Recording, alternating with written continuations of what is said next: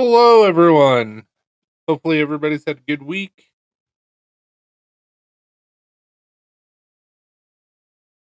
I was working out in the shop today, and it got pretty warm. I'm kind of zonked.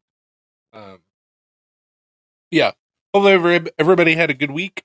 We had a exciting week, but kind of crazy. So yeah, I'll explain more on that once we get some people in. Instead of people just be like, "What?" and then I got to repeat myself like 800 times. 14 times, which is never fun. Okay, Yeah, he's not here. a little bit early. Yeah.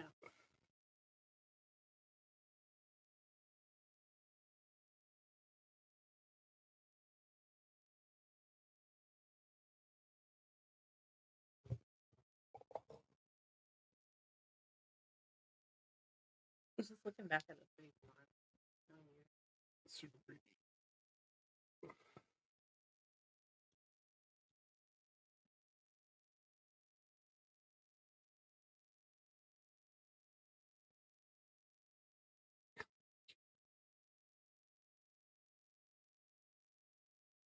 Where's Salina? I could see that.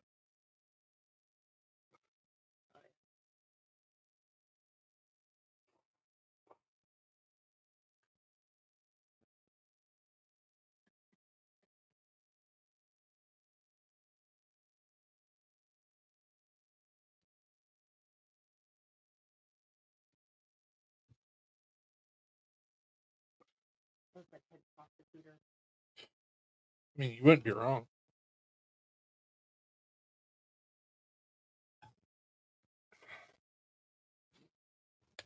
Definitely some shenanigans that went on there. Oh, yeah. Hey, Harrison. All the testimony, all the evidence for them to be like, nah. What's up, Harrison? Hope you're doing well, sir.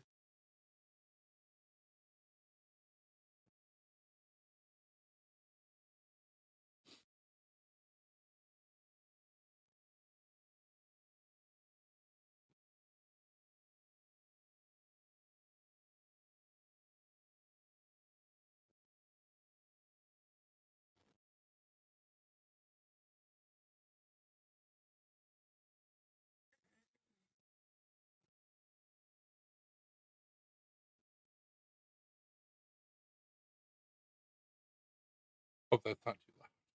Hope our live doesn't get shut down because of the music from the movie.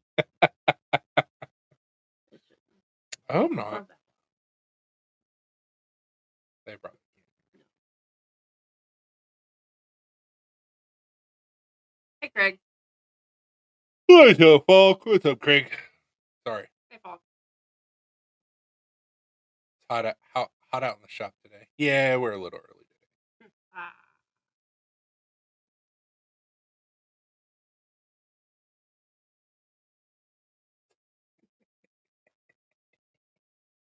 Oh,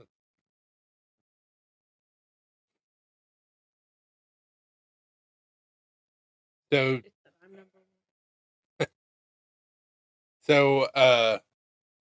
I'm sure that I'll have to explain this 15 times over the live tonight, but I officially put in my notice at my job that I've been at for 3 years on Tuesday, and I start my new job 29th of July.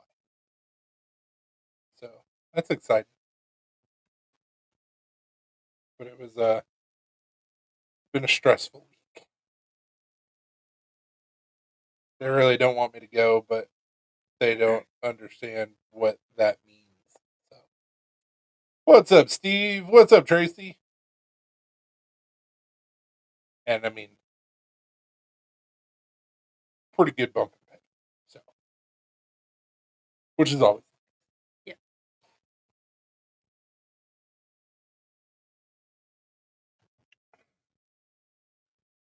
that's the title of the live. I pulled the trigger because for like all of last weekend, I was like weighing pros and cons back and forth, and I didn't know what I should do. And then talking with people, I kind of figured out what I should do. Yeah, and he was like, "Tell me what I should do." And I'm like, "I can't tell you what you need to do. But it would have made my decision so much easier. You're the one working there, not me." I feel like we would have still gone to the same conclusion.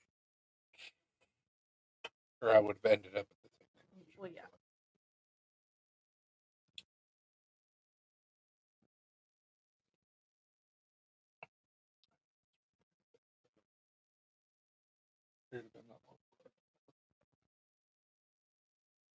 So what's new with you, Folk?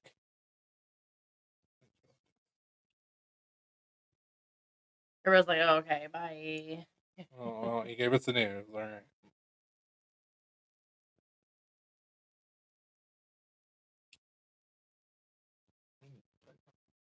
Probably, honestly, knowing TV, I'm probably not. Yeah, you're probably just gonna have to take it apart, honestly. Probably. I was shocked when I took his knife that he got from me apart. I was like, "Oh, shit! What did you do?" I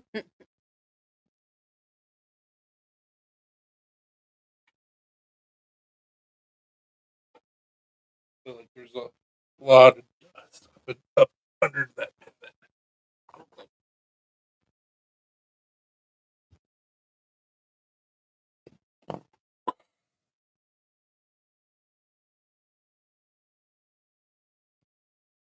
Luckily, I'm a knife maker.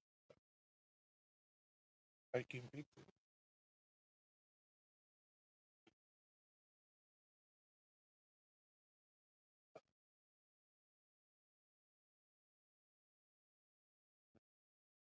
Hey, Sean. What's up, Sean?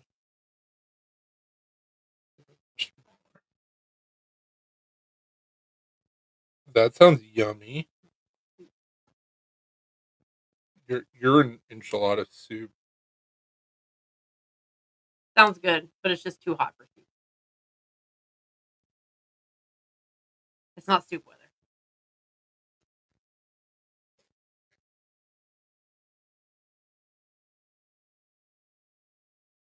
Hey, P&W. What's up, P&W? P and Dubs. Mr. Dubs?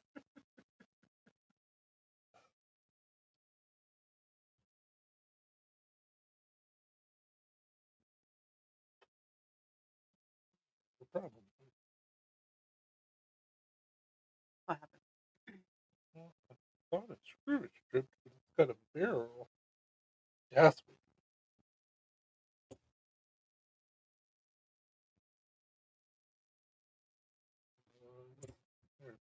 What's the problem? Chris is taking apart a knife. Jesus. Honestly, not as bad as what I expected.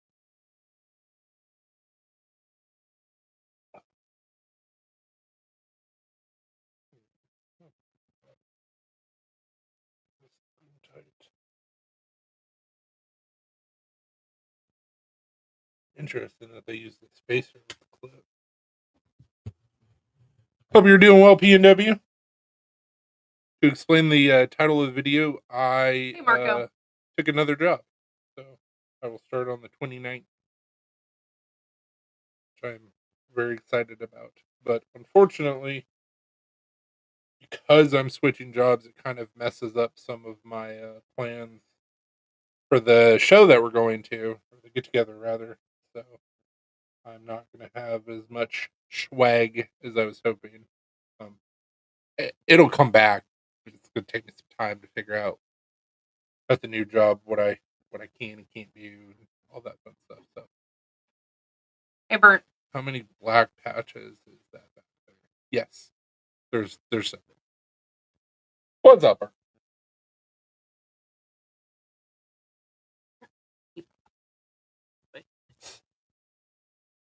Thanks, man. I appreciate it. It's more money, and I get to play with the laser, so and still do all the same stuff that I do at my current job. So should be good. Hopefully, it doesn't suck. Hopefully, I didn't make a wrong decision. We'll see. Where did that go? Oh, that was Paul said, I know it's hot, but I've been sick since Sunday and I can't really take meds, so I gotta try something. ooh. I mean, fair. Well, that's not good. Is it from the? Are you guys still having like fires out there? No PNW. We did not ever get the package, unfortunately. I've been keeping my eye out for it, but no sign of it. USPS said, no. So I'm assuming we're probably not going to see it. Blue stuff looking. So if you guys are wondering what I'm taking apart, I'm taking apart a Minimal X from CRKT. It's a wee little guy. It was a little less smooth than what I preferred. So I figured it probably needed some cleaning and adjusting. Now the fun part. Putting it back. PNW said that fucking sucks. I sent you wood, obsidian, and 2 hobo knives. Someone at USPS is super happy. Probably. Don't forget to hook up the doll and wear bras on your head. Sure burn.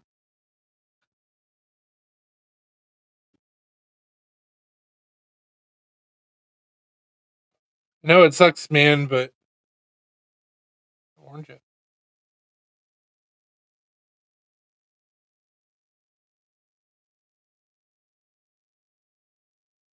I would have loved to receive that package.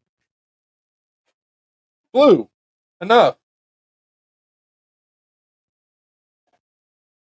Hey.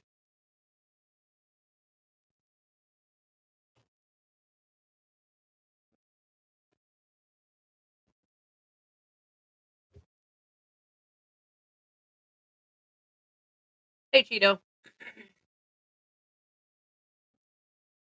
What's up, Cheeto? Cheeto John. What is it? That's hilarious.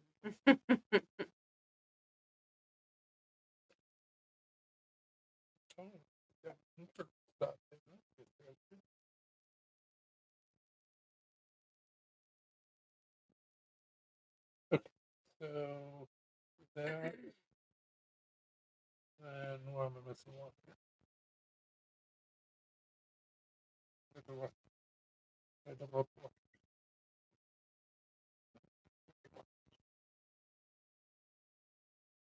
Hey, Gonzo. What's up, Gons?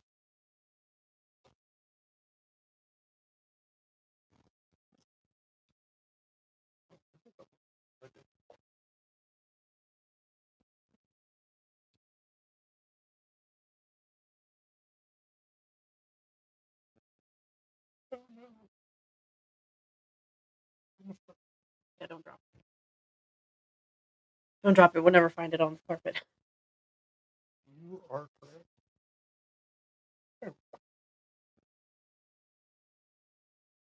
Got that. And we go with the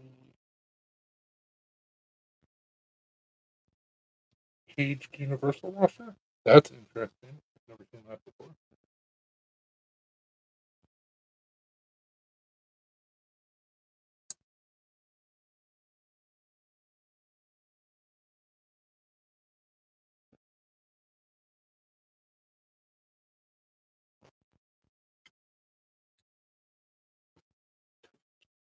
As Cheeto said.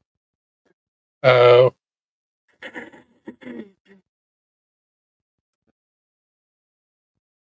Yeah, PNW. I just checked our informed delivery thing for USPS, and it's not even showing the package anymore. It was showing it there for a little bit, and it said it was, coming from Washington, and then like it just it didn't make it very far, and the tracking stopped, and now it's not even showing up on my informed delivery thing.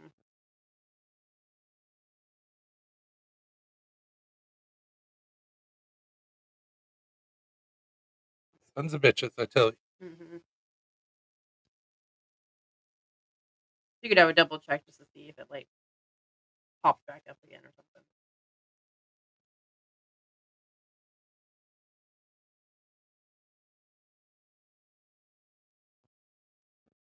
Yeah, we're not gonna ever use USPS for packages probably ever again. Yes, sir. Yeah, contact your local post office. You'll have better luck than trying to contact USPS at like the 800 number. Well, so what they'll do is they're gonna tell you to get in contact with your local post office anyways Yeah. if you call USPS. So just get in contact with them. I always talk to our postmaster. He's awesome. Um, and then they'll kind of give you advice of like what you need to do for the next steps. And so, shit. Oh wait, no. Oh no, that's just that fell out. Yeah, I drop the other piece, which is the little tiny screw.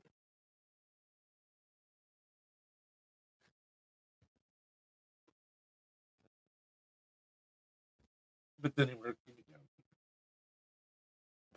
Stop licking. But yeah, so your post office will tell you to get to fill out a form on USPS website, and basically it's the form to get them to look for the package that they lost, and then after you have that going for, I don't know if there's specifically an amount of time that you're going to have to do that for, but once you do that, then you'll be able to submit a claim for lost or stolen.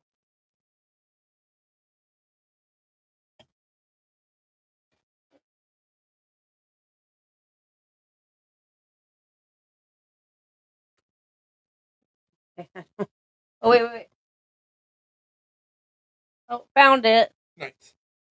I was getting ready to go grab a flashlight. Let's not do that again. I'm not gonna touch them. Good at all. This reach around. Fingers are going places they should not.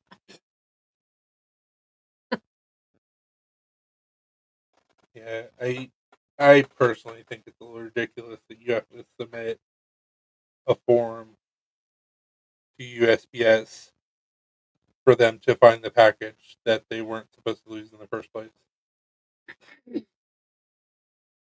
Like, no. Burnt said touch them, maybe they won't go postal. Yeah. Just, I think I'm going through the wrong time.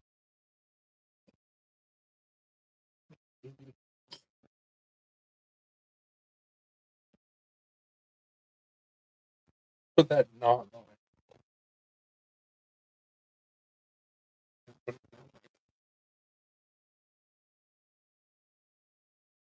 Nope.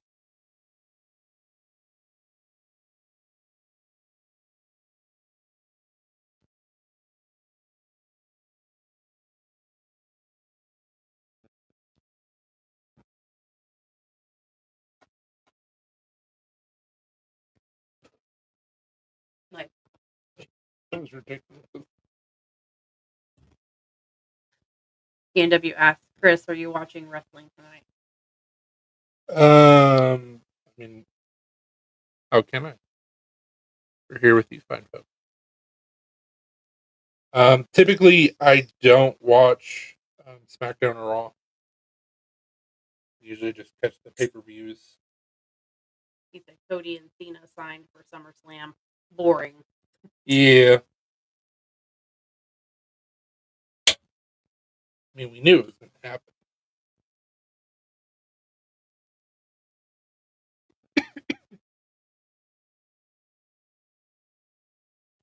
Question is Cody going to be able to finish the story part 2?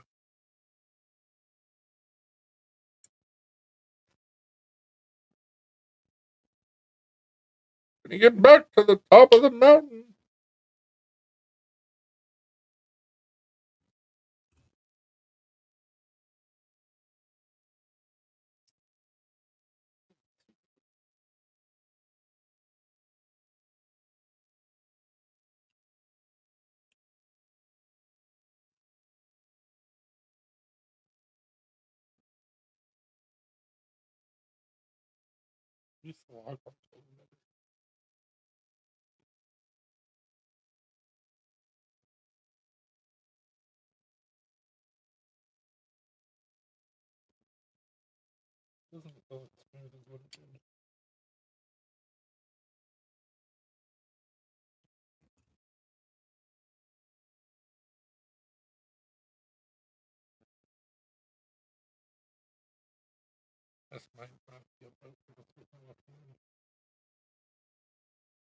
Or you're right. Whatever, man. Let's see. PNW said I almost want Cena to win and leave with the title and start a new era. I mean, I know WWE likes to regurgitate storylines for nostalgia's sake. But it's like we've already seen it. We've already seen it happen. Obviously, I mean, there's only so many ways that you can do something, but it's like, you guys just do new shit, please. What's up, Dan? Hey, Dan. Also, made a pry bar today. It's just a little one, little small pry bar. Nothing crazy. It'll do the job.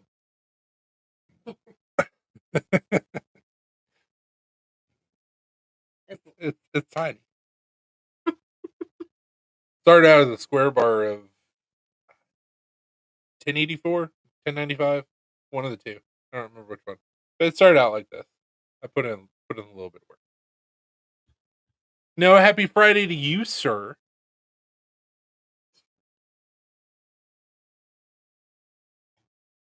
How thin are you gonna make it? Like, or is it gonna stay this thick?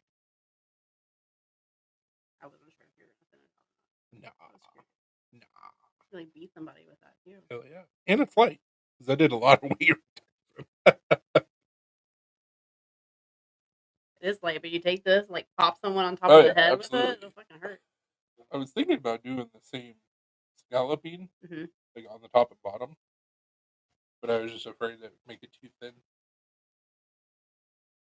I got some more ideas.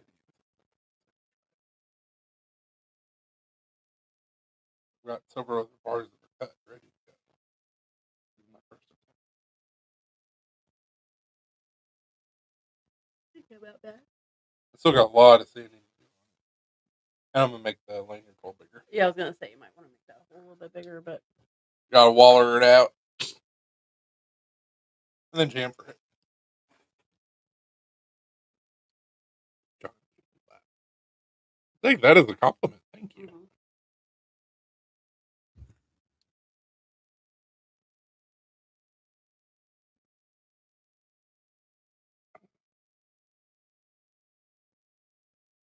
From which movie, though? That's the question. I think he's just saying in general. Sure.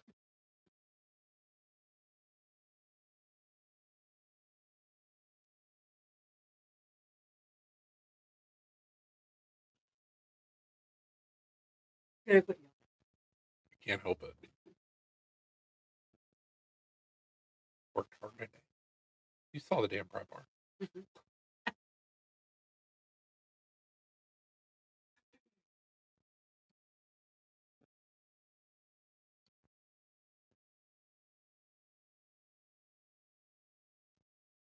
And on top of that, I was working on knives as well. Put in some work. I'll put in some work tomorrow.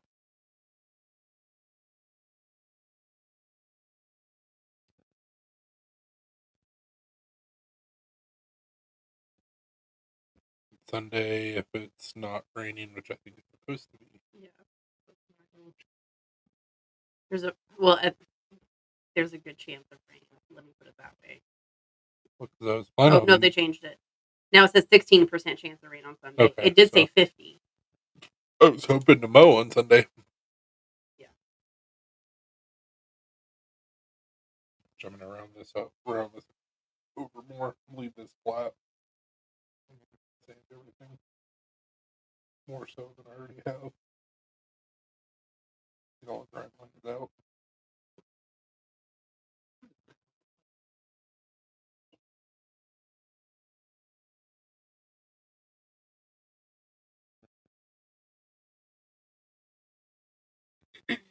I think it tain't too shabby for coming off of a single bar of whatever this is. I don't remember if it's 1095 or 1084. I've got one of them wrote down on it. I haven't Okay. found it yet. I was like, you should have wrote it down on there on Sharpie. I've got one somewhere in the garage where it's wrote on it.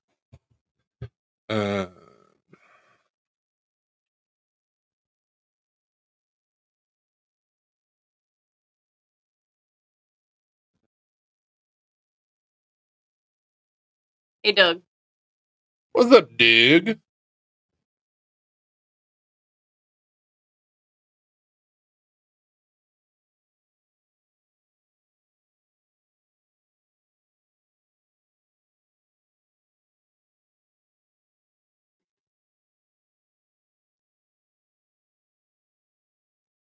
That's what I was wondering about. Because I knew that pry bars need to be a little bit softer. So Driving. Of course you're driving. You're always driving. and that's his job. Still. Literally what he does for a job. He's a truck driver. Still, The man's working right now. He doesn't say working. He just says driving. So. I mean, same. I mean, yeah, I know, but in my head it just means driving around. I mean, maybe he is. Maybe he's working. I don't know.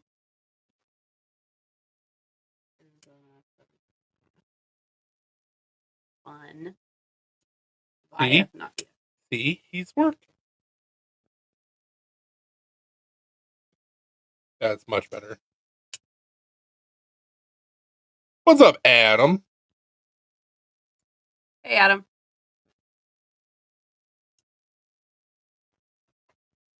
That D10's pretty strong. I did a thing. Only a quarter of an inch thick.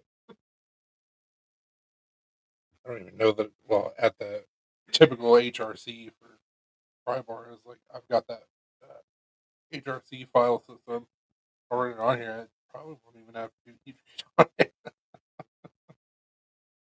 Oh darn! I know I gotta test this, right? Gotta make sure it works.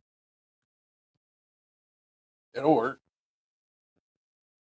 Definitely be able to get some torque on it. Oh yeah. Opposed to that little one I mean, that you I still use. had no problem with that either. I told that story to Neil at the guild meeting. He was like, I've never understood why you would need a small like pry bar. And I'm like, they're handy sometimes. And he goes, well, shit.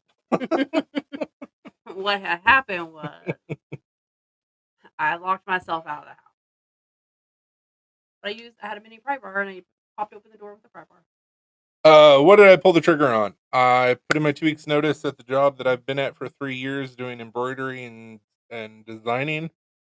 And I did that because I'm going to a new place where I'll do embroidery and designing and screen printing and lasering and all sorts of other stuff for a pay increase. So I pulled the trigger on it. But I didn't fuck up. Well, more money. So and my bosses were not very happy with me. But We knew they wouldn't be. I just didn't know the degree. Yeah.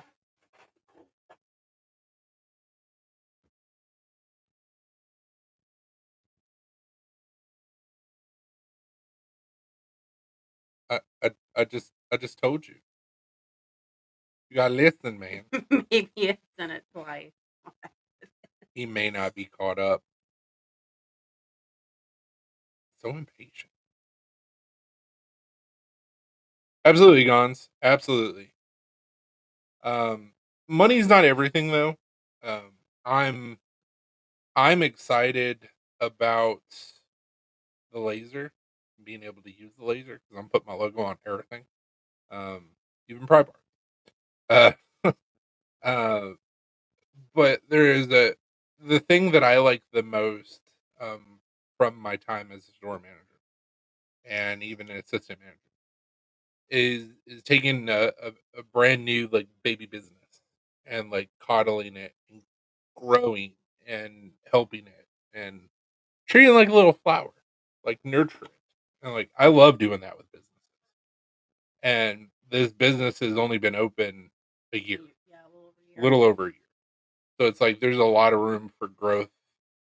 There's a lot of room for personal growth. There's a lot of things to learn. Um, and I can help them make more money, which in turn means I will make more money. So I'm very excited about the opportunity. It's like sending messages twice. Twice said wow. You're awesome, Doug. Yeah, it's a money's not everything. I liked my job, um, but there were several little things that I couldn't get behind it. And that's the nicest way to put it. But yeah, there was oh, absolutely, absolutely. Um, the biggest thing for me that it took me 3 years to get to the pay rate that I'm at right now, and it took me a 15-minute conversation to jump 3 years worth of rate.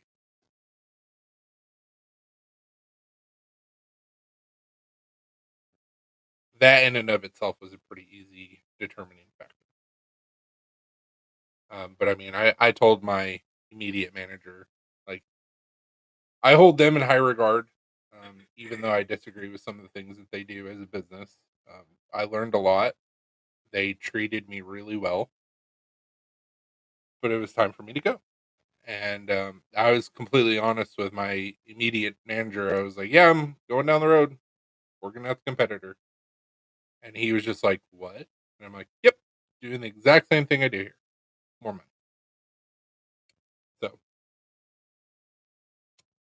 um, yeah, I mean, I'm a little nervous, a little apprehensive, but um, I that's the thing with this though is I didn't have to. I saw that they were hiring. I walked in. We had a conversation, and then ball was in my court on what decision to make. I still had a job, so there was really no pressure. Like if you had to leave a job and then go get another one or anything like that. And I stewed and I weighed out the pros and cons, and I decided that hey, we're going to try out this new opportunity. Hopefully, I made the right decision. If not, there will be lessons learned and go from there.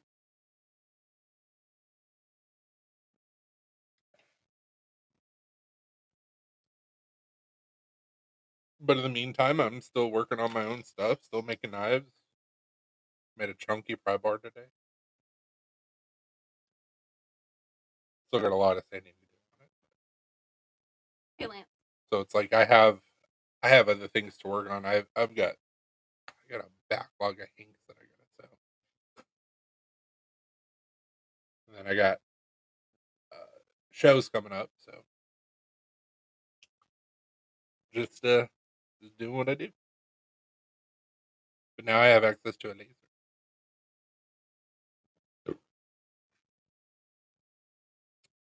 Yeah, I mean, I feel like I do.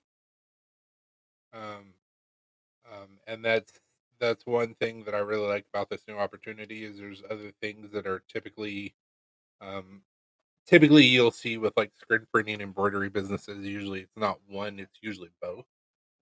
So like the screen printing side of things, like I'm lacking really bad about knowing like how to screen print.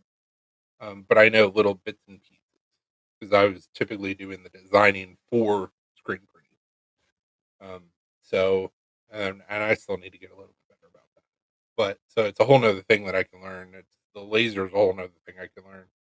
Um, I'm I've been using Corel for the last 3 years. So going back to Photoshop, there's going to be a little bit of learning curve. But yeah, so just more stuff that I can learn and more ways to be marketable down the road if I need to be. Um, People are always going to need graphic designers until AI takes over, and then we'll be out of jobs. But people are always going to need embroidery. People will always need screen printing. So yeah, there's always not. People always need knives. AI can't take that Yeah, away. yeah. But you could have a factory Mhm. use AI Yeah. to make knives. So yes and no. But I mean, there's something to be said about a craftsman that knows what they're doing, knows what to look for, and can make a quality product. So I would say it's pretty specialized. Not to toot my own horn, but toot. I have to send you my proof wallet so you can put an image on it. Okie dokie. I do it for you. You guys have to go potty. I'll probably end up lasering my wallet too, because why not? That's the cool part about it. Is like I'm putting my logo on everything.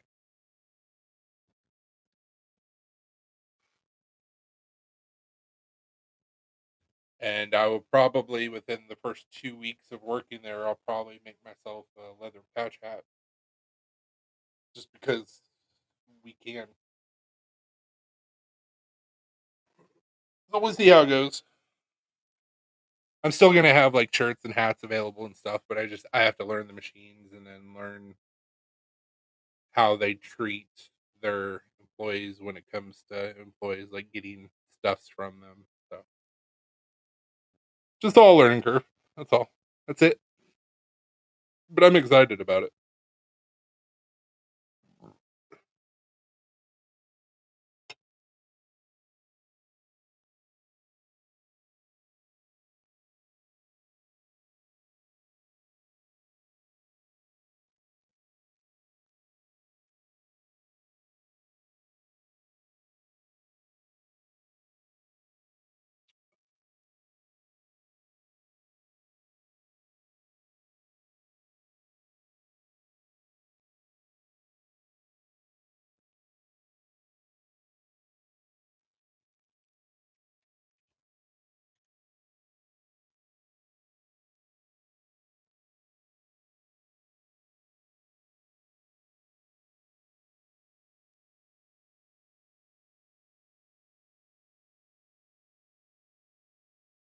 Oh, geez, I've missed a lot of comments. Today is Zoo Society fundraiser. I'm volunteering.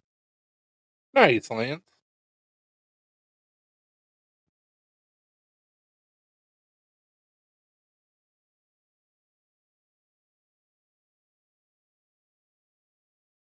Doop, doop, doop. What's up, JB? What's up, Burnt? Thought we already said hi to you, Burnt. Or are you saying hello to Doug?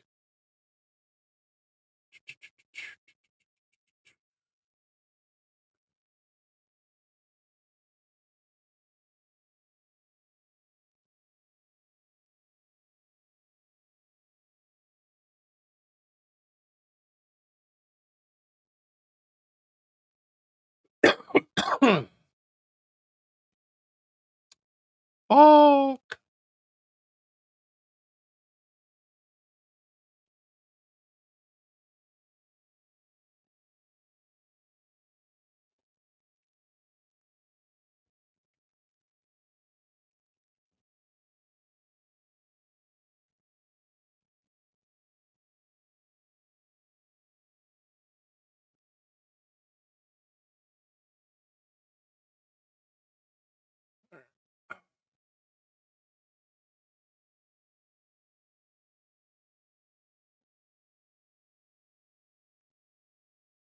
Doop, doop, doop, doop, doop, doop, doop.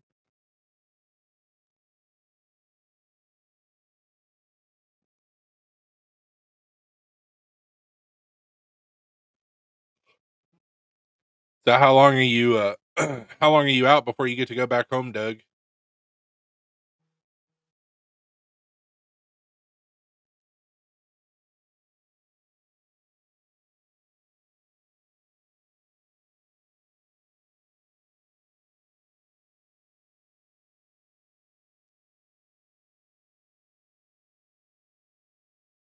Hey, honey, can you give me another beer, please? Can you give me another beer, please? Thank you.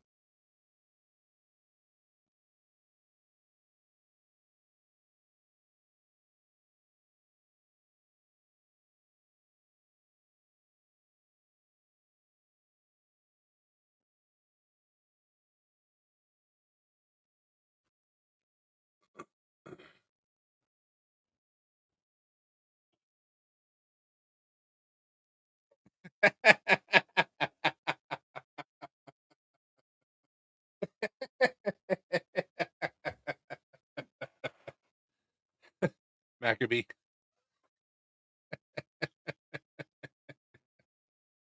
Oh, that's funny.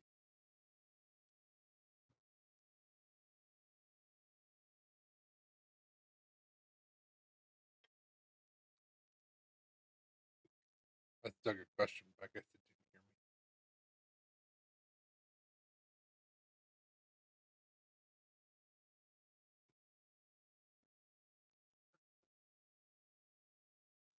Pull this up so I can see. That's fun.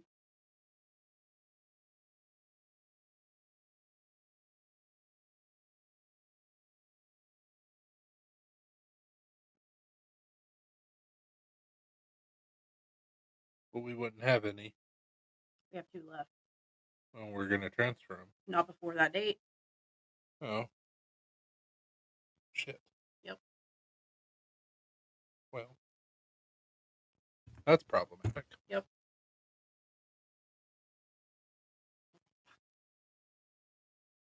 Maybe you Buy can. bonus. Well, maybe you can talk to him and just be like, "Hey, can you just throw those in with eggs?" We were good.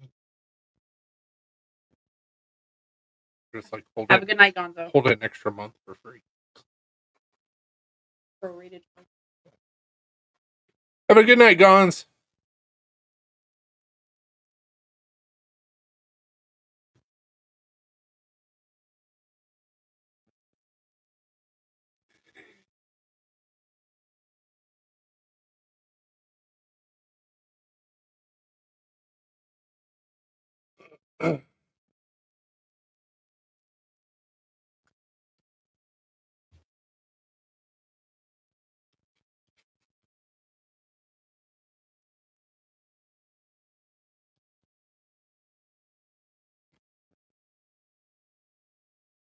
Oh, for sure. Absolutely. Might have a heart attack in the process, but I'm gonna win it.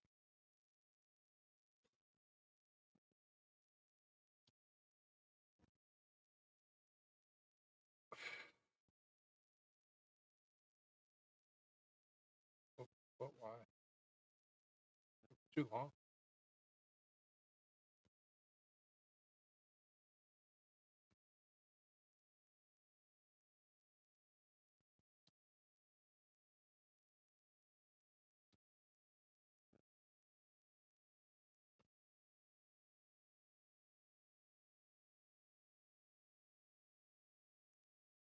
Well, I guess we lost everybody.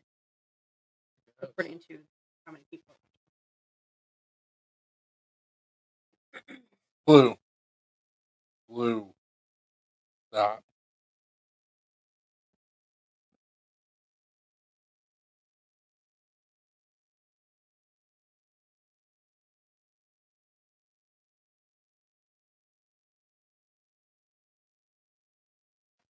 Start throwing empty cans at him. You gonna learn to die.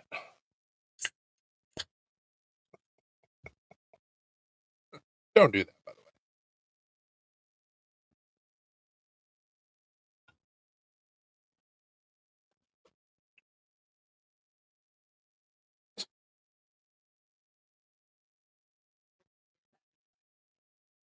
Yeah, of course.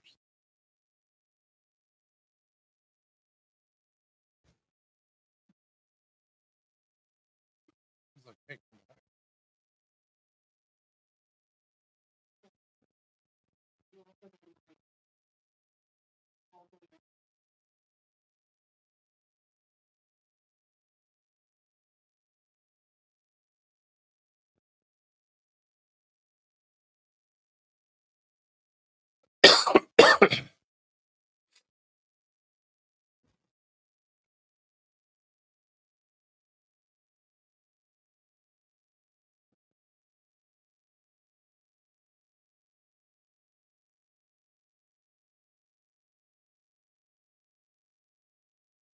What's up, Eagle? How are you doing, man? Hey, Eagle. So he was on Zach's live last night. Zach and him, I guess, were talking about my knife on Saturday. Mm-hmm. And he started following a bunch of my like Instagram stuff and Nice. commenting stuff and doing good, man. And so he was on Zach's live last night. We were talking with him, asking him questions. Like he's 19. He's an Eagle Scout. It's like, damn, took a lot of work. Mm-hmm. But then he said he was from Texas, and I was like, we were doing so well. I said the best part about Texas is Terry Blacks, and he's like, Terry Blacks is shit. And I was like, 2 strikes. I mean, we don't know. That's like the only place we've been to. I know. Like it was good, but I'm sure there are places that are better. Probably.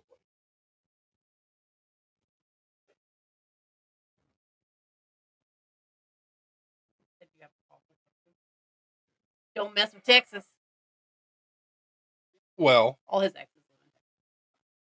I had an ex that lived in Texas. Now she lives in Ohio. She's married with like 4 kids.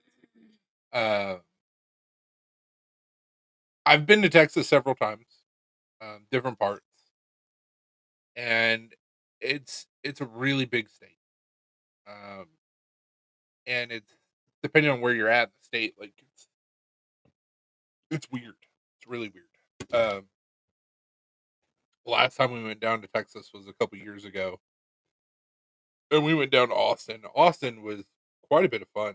Um, I've never really been a huge fan of anything Texas. I've been to Houston, Fort Worth area, El Paso, um, Booker, Texas, which is a little teeny tiny town, and Austin, and it's just like, meh.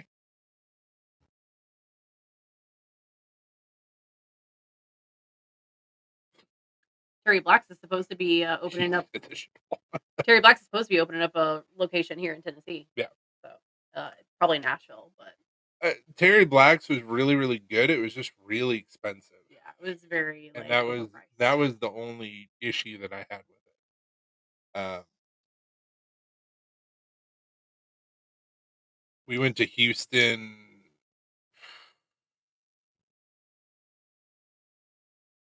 20 plus years ago. Where'd you go to Houston? Where Dad had his back surgery. Fort Sam.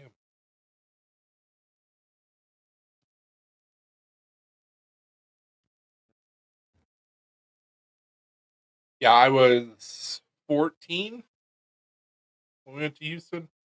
Well, I say we went to Houston. We went through Houston, and I stayed with Grandpa and Booker. Mom and Dad. when I was 14, almost 39. Been a minute. It's been a few years.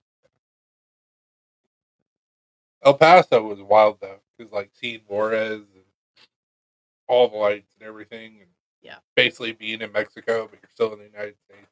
It was wild. My grandfather had some of his wife's family that lived in El Paso. Oh, that's not even all of it. It wraps around. But yeah, You wrap around. my grandfather, his wife at the time, her family lived in El Paso. Just a few, just a couple patches. And I honestly, I need to put up some more patches. We have a problem. And so my grandfather was living in Mexico, in Chihuahua, and had a ranch. And then when he got sick, they took him up to El Paso, and he died in El Paso. So. But I tell you what, man, waking up in the morning, fresh tortillas and like fresh limeade and all that stuff, it was delicious. It was weird, not being very white, and not knowing any better, and then going down to El Paso, and it's like,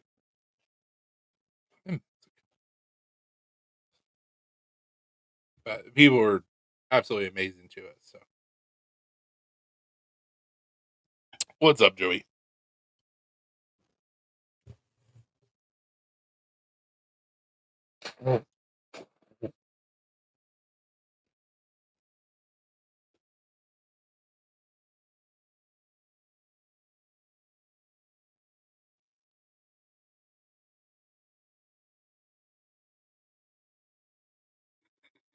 Yeah, I think that I may have a lefty left. If I do, though, I gotta find it. We know where one is at. Oh yeah. So there is one left for sure. But every single time that I think I'm out of lefties, I find another one. So I think they're multiplying. I don't know for sure. Right? You just have to buy your lefty ones. Well, so I'm trying to come out with the V2 right now. And so wrong message.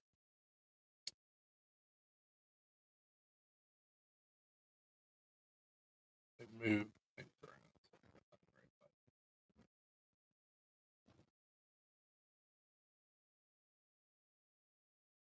So this is going to be the V2. So this is my Carta. Zach actually showed this on the live last night. And then there's a G10 backspacer, which you can barely see, but it's reversible. And you've got thumb studs, which those are not.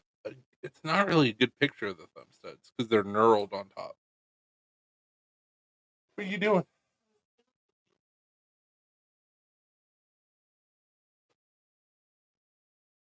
I mean, if there's one there, it's going to be on top.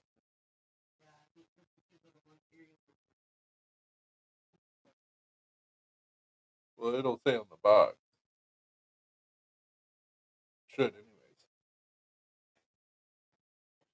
So the V2 is actually going to be cheaper than the V1. So instead of S35V, it's going to be CM154. And then instead of titanium, it's stainless steel frame, I believe. And instead of titanium pocket clip, I think it's a steel pocket clip as well. So I just gotta pull the trigger to order the samples. But I appreciate it, man. Really do. I'm a lefty myself, so I wanted to do some lefties. I would say I don't think there's any in the bag, but I was wrong when we were at Blade Show. So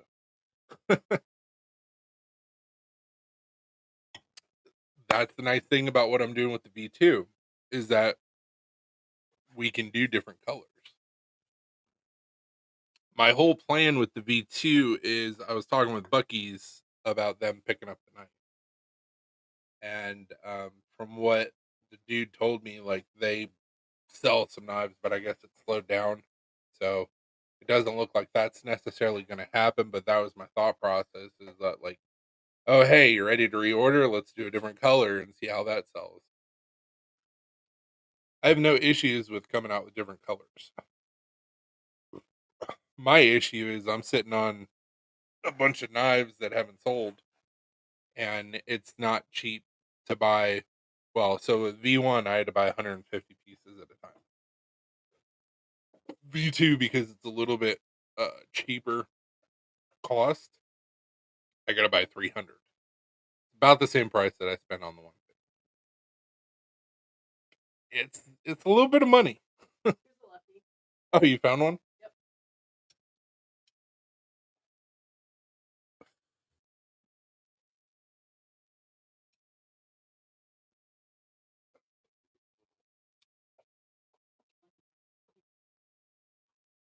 Because they sent us extra boxes. Oh. Sent us extra boxes. They sent us extra pouches. Why do you got the? I remember the pouch. Sent us extra COAs, and the V2 is going to come with more COAs and more boxes. And it's like, holy crap! Yeah, gotta. You said who's your OEM? Yeah, no, Oh, you already answered you it? can absolutely ask that. I know, It is Shieldon. I say Shield On, but I guess it's Shieldon. Yeah, I left you right here.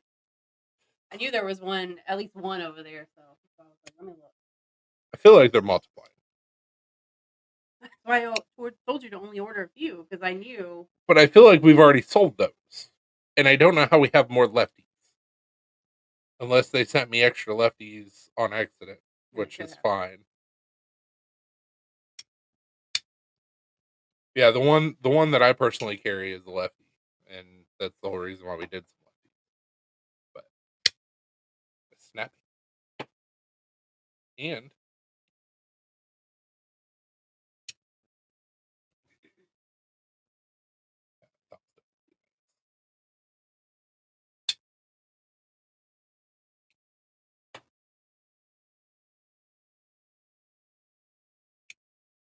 I mean, we can work something out, man. I like to do trades and Here, let me see a pen. I like to put an L on the inside of the box here or something. So I can tell.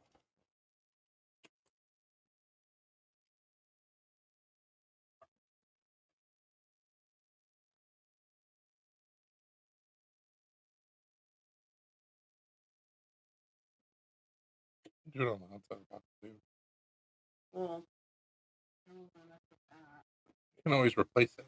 I have extra boxes. I'm trading my Kershaw line more. Shoot me a message with the picture, man. Have done trades before.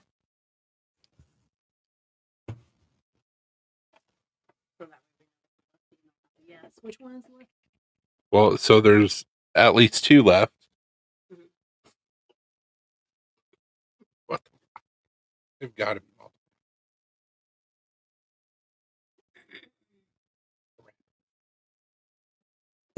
Oh, it's the Kershaw OTF. Noise.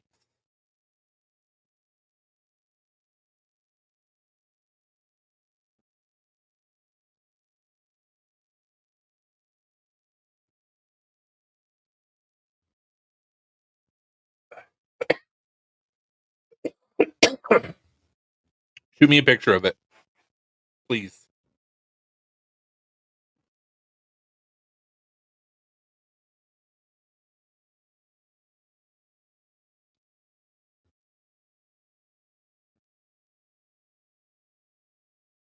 I have an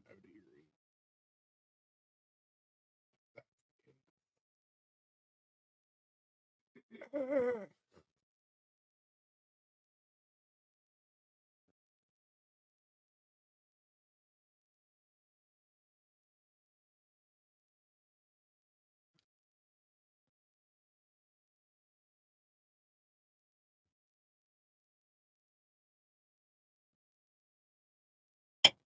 And on top of that,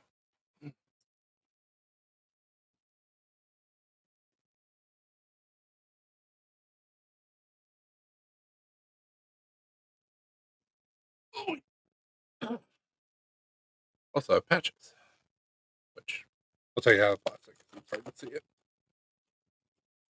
This is the last patch we came out with, and it glue all the white glows in the dark.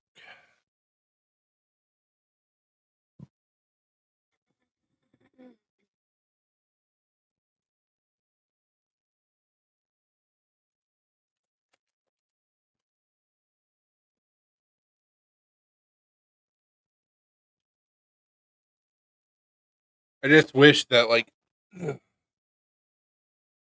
hell yeah. I just wish that I would have been as fortunate as you are to like learn about all this stuff when I was younger. Because like, who knows where I would be right now? Probably have this whole room filled with patches.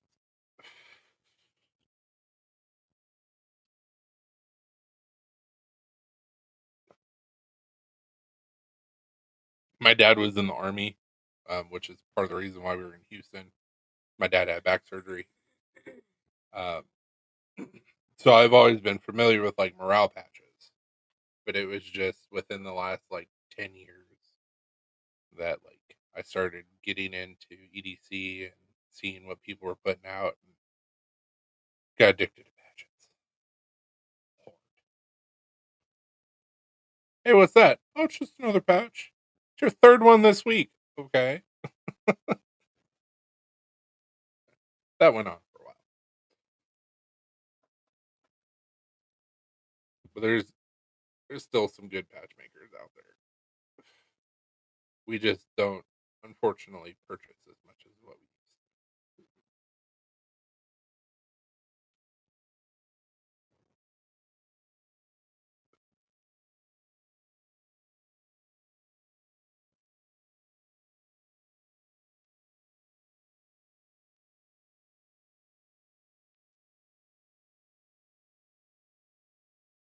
So I was trying to send Scott an invite, Mm-hmm.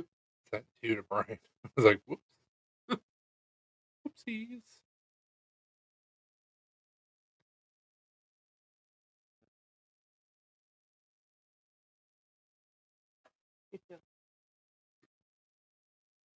So I love the fact that we were supposed to get like all this rain, I know. and It was supposed to be raining. and we've gotten nothing.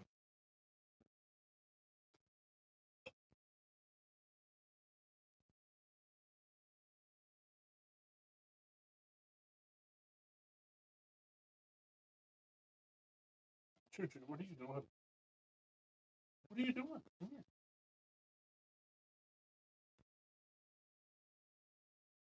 What are you doing?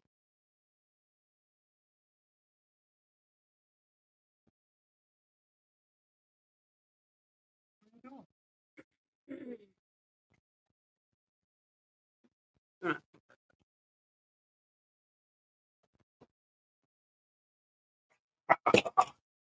Bro,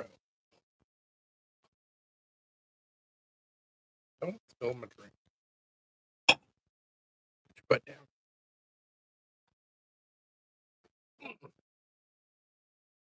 No, don't back it up. He's like, no, no, no, no, no. What are you doing, buddy?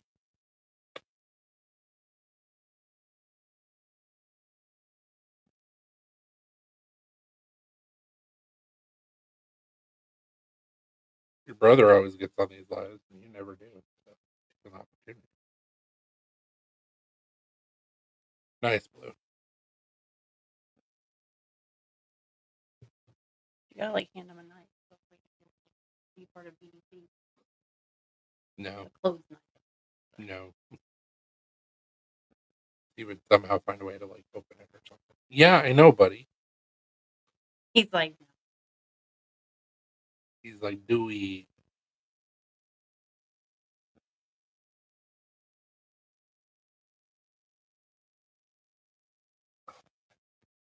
You're slipping, man.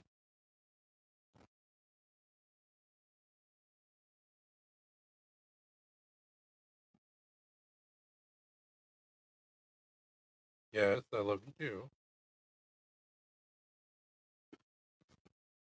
Yeah, this is one of our 4.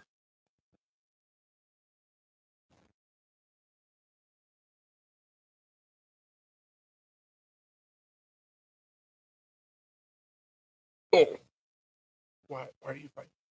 Why are you fighting, bro? He's like skating on my sword. I am wearing the slippery shirt.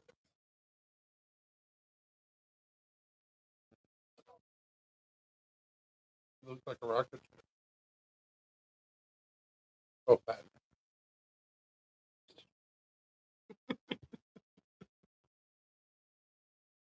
Yeah, love you too, bud. I synced it.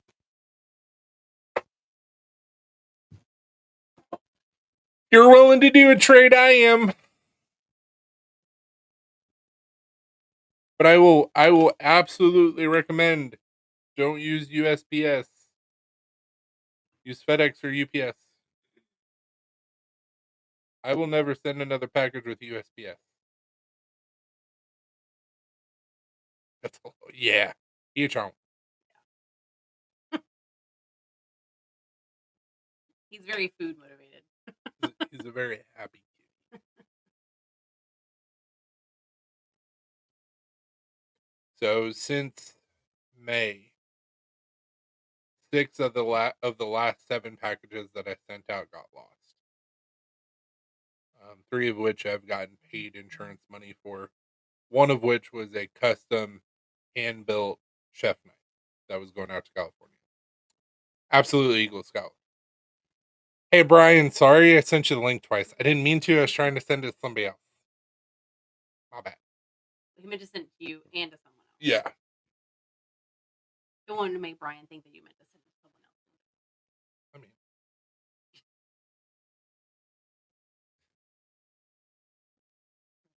else. I mean, I was trying to send it to my side feed, not you.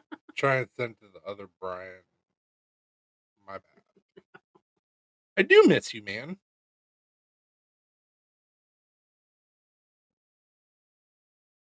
So let me see if I can find a picture. Bum, bum, bum, bum.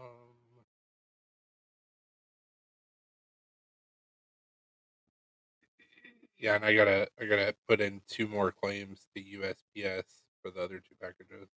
Yes, I know I said 6. 3 plus 2 is 5. I get that.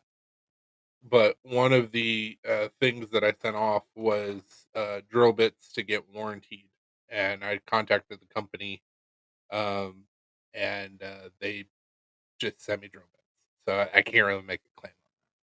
Plus, the way Shippo does their insurance, you have to have proof of purchase, and it was warranted, so I have proof of purchase. Bum bum. So this is the chef knife that USPS lost. That is leaf spring steel, and that is Corian and blue resin, blue acrylic, whatever you want to call it. But yeah, that's what the USPS lost. Now I got to rebuild it, which it's okay. I have the technology; I can rebuild it. But damn it, Bobby. So to answer your question, I don't know exactly how much they're gonna be. I know what cost is, obviously. Um, I'm probably gonna do them around one. Hold on, let me do some quick before I just throw a price out there and people are like, "What you said?" I say a lot of things. I don't remember half of what.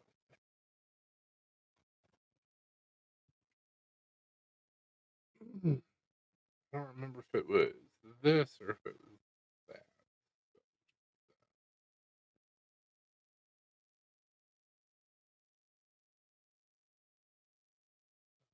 Fair. Yeah,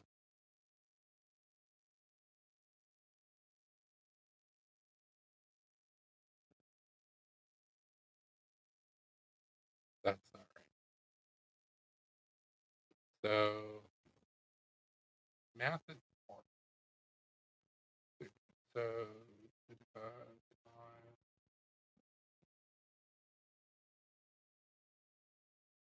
which if it's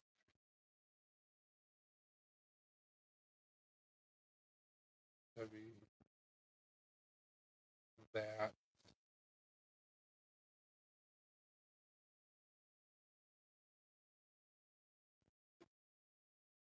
They'll probably be around 120, 125-ish.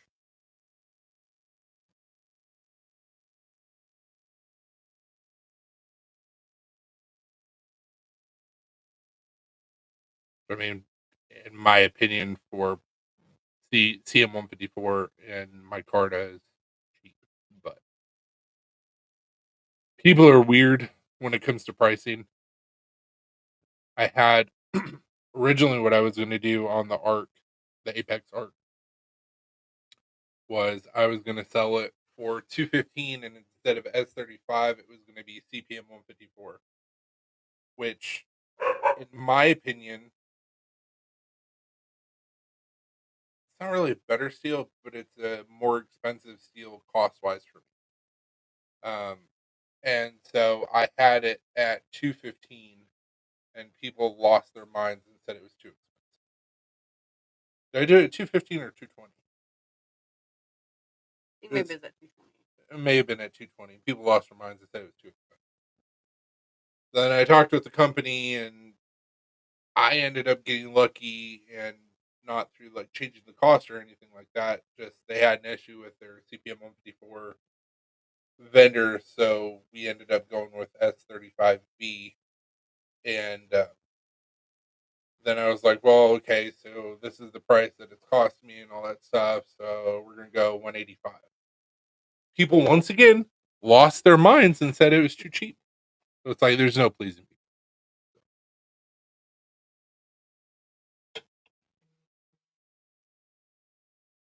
Thanks, man. I appreciate it. Did you see the chef knife that I showed?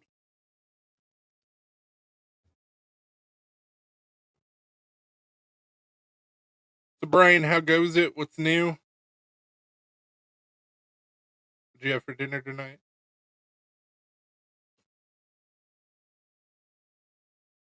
If you've had dinner yet, must be serious. Mm-hmm. I might go through with that trade. I really like that. Yeah, I'm down if you are, man.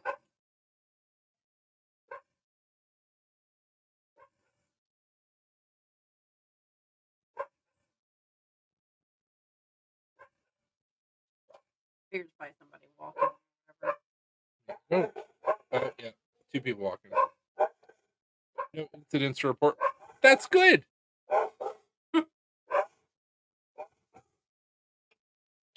I made a chunky pry bar today.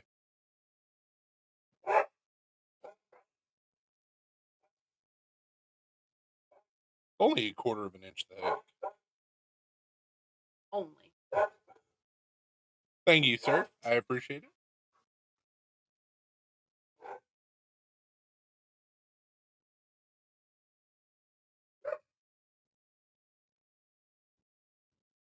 We'll do some good prying. You should.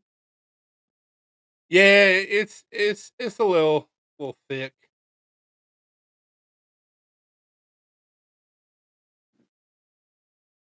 I mean, what are you doing right now? I'll add you on. I don't.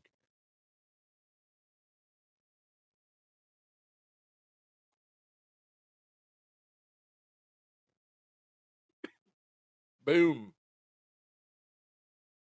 Yeah, so it started out as a bar. I don't know what. Yeah, I was like something. I don't know. But I don't remember if it's 1095 or if it's 1084. But I got some big old bars of it. And I was like, you know what? I'm gonna make a pry bar. And this took a couple hours worth of work. I like it. It's different. I don't like to make the same stuffs that other people make. Plus, it's got that geometric weirdness that I'm kind of known for. So. What's up, Jamie? Well, Facebook, thanks for hanging out with us tonight. We're going to jump off here. Hope everybody has a wonderful week. We will see you next Friday. Stay sharp. Don't do anything that I wouldn't do. If you do, don't get caught. Deuces. Bye. That sounded really grovelly.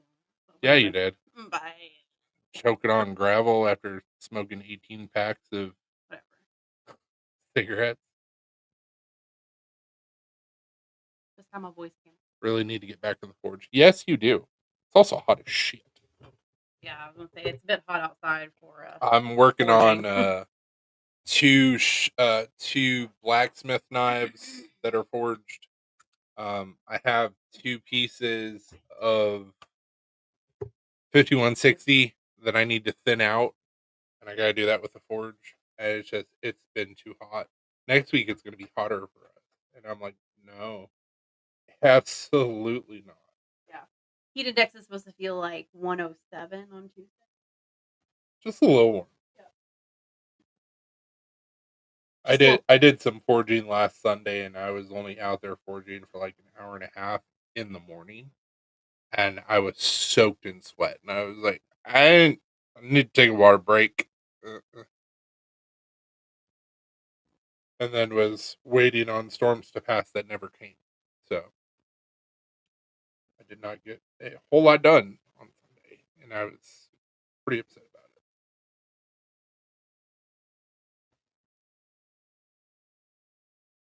You want to talk to Lena? I do. No. Did it just go away? Yeah, look, there's no rain around Jesus us. Christ. At least not right now. I mean, you and I saw the same radar.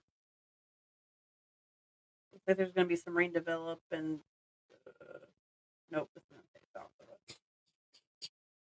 Oh, shit. So we're not going to get any rain tonight.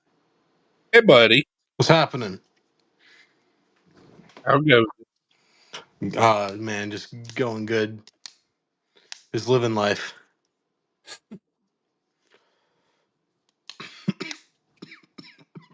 Nice, Brian. All right. So, Eagle, if I may ask, what is your actual first name? Cohen. Cohen. Oh, nice. Yes. It's a good name. Yes, it is. Somebody's a little biased. He's like, it's a great name. It's the best name ever. So I'm Chris. And Yes. this is my wife, Alina. No. Howdy.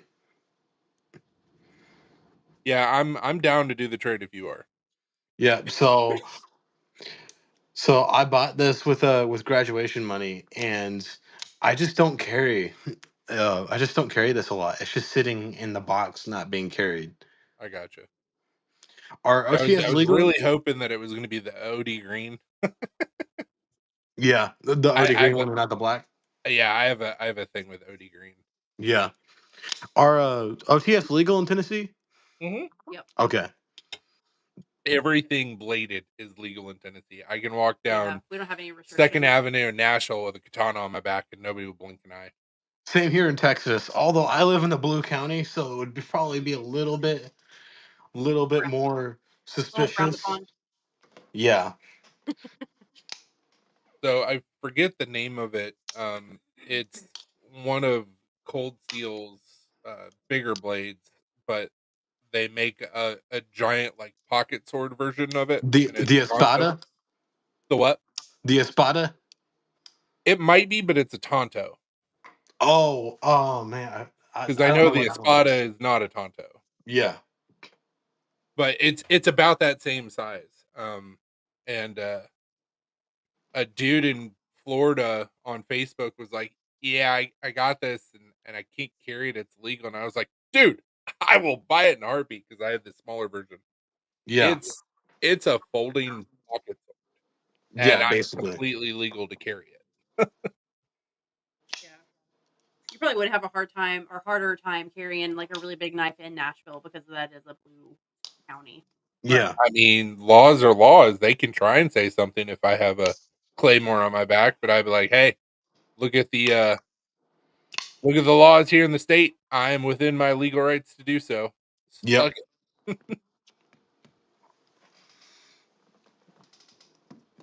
Yeah, no restrictions on type of knife, no restrictions on blade length. Mm. But you can't carry knives on school grounds and in other like government buildings and airports. Well, I Well, mean, that makes sense. yeah, Right, that's yeah. just common sense. Yeah. Wah wah. So like, I mean, my the community college I go to, they really don't care as long Yeah. as you're not like coming in with like a giant knife on you and just whipping it out. They really don't care. right, I'm pretty sure it's the same in Wisconsin. I mean, probably Wisconsin is just the Tennessee of the North. Yeah, pretty much. So Yeah. after being like visiting Wisconsin, I'm like, yeah, Chris was right. It's basically like Tennessee. Yeah, it's Just exactly. just gambling is legal there in Wisconsin, whereas gambling is not legal in Tennessee, which was I And thought I thought that was federal regulation, not state. I don't know, Interesting. maybe. yeah, so in Tennessee, we can do like scratch offs and stuff like that. We have a lottery, like Powerball, stuff like that. Yeah. But we're not allowed to have any casinos. Yeah. Same here in Texas. Yeah.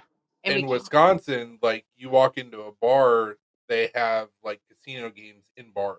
and you can Yeah. roll Okay. dice You like roll for free dice, drinks. do bingo, like all that stuff. Nobody cares, but also a very drunk state. Yeah. They just don't give a fuck about anything. I don't Very think. drunk state. I cannot preface that enough. Yeah. They're just too drunk to care. I think that's what the difference is.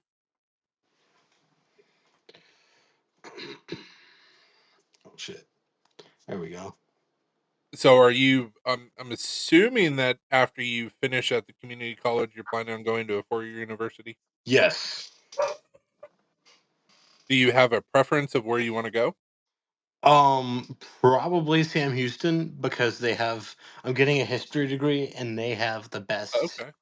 they have the best history program. So, So that's the area where my dad had his back surgery when he was in the army.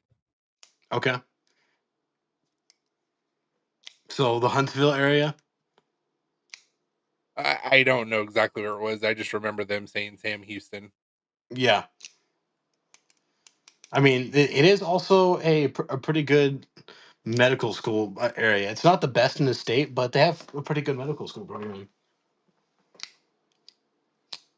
So that's what you're wanting to get your bachelor's in is history? A master's degree. Yes, specifically military history, like like from from the time, basically from the times of the Bible to modern day. Sweet. Yeah. So are you wanting to transition into like military service or are you wanting to teach or do you not really know yet? What I really want to do is I want to do like archives, like taking stuff in and out of museums, filing stuff, archiving, um doing historical research and doing all that kind of stuff. I don't really want to teach because well, that's not really the type of person I am. Although I love talking about history and stuff, I want to actually like file stuff and do research and all that kind of stuff. So you are an introvert. Yeah, I would say that. No, that's really cool. I mean, I'm the type of person to where I love doing research on things. Yeah, Um, but yeah, that definitely sounds like an interesting job. yeah.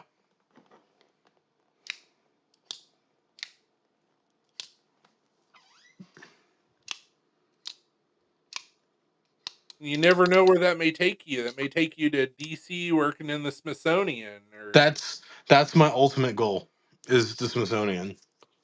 have you ever been to the Smithsonian? I've been to both of them. I've been to the Stephen F. Uvdar Hazy Center and the the National Air and Space Museum. They're amazing museums. They really are. The Uvdar Hazy Center, the one in Virginia. Have you been to that one? I'm not sure if that's the one we went to or not. So, we went to DC back in oh god, I was 7. Oh man. Yeah, so it's been a minute. Probably 90,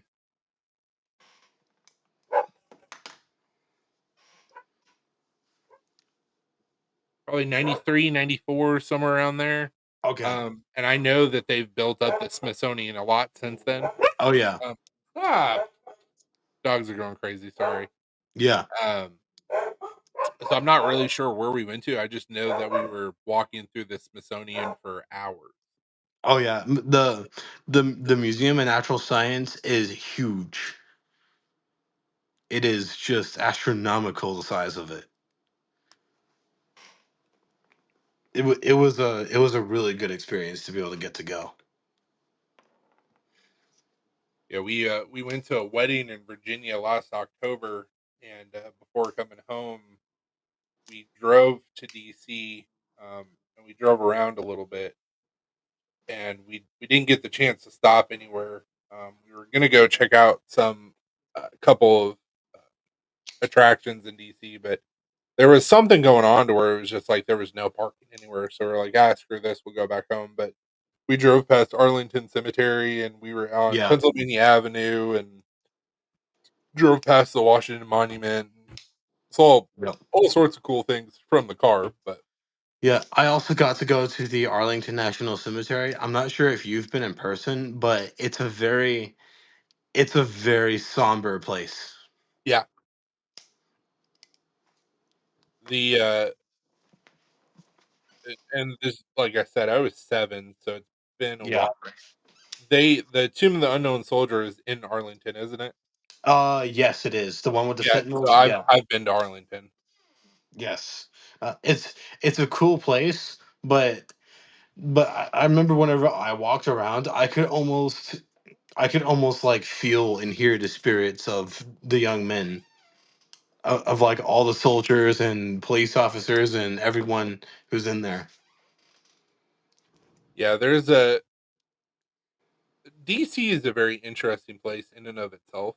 It is, yes. Um, so I don't know because I know you said you like history. So are you familiar with like ley lines?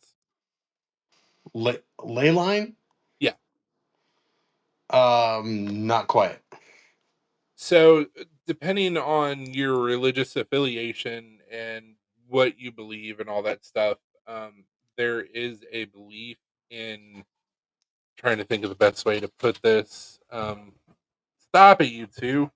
There is a belief that there are lines going across the world called ley lines, that are, how would you explain it?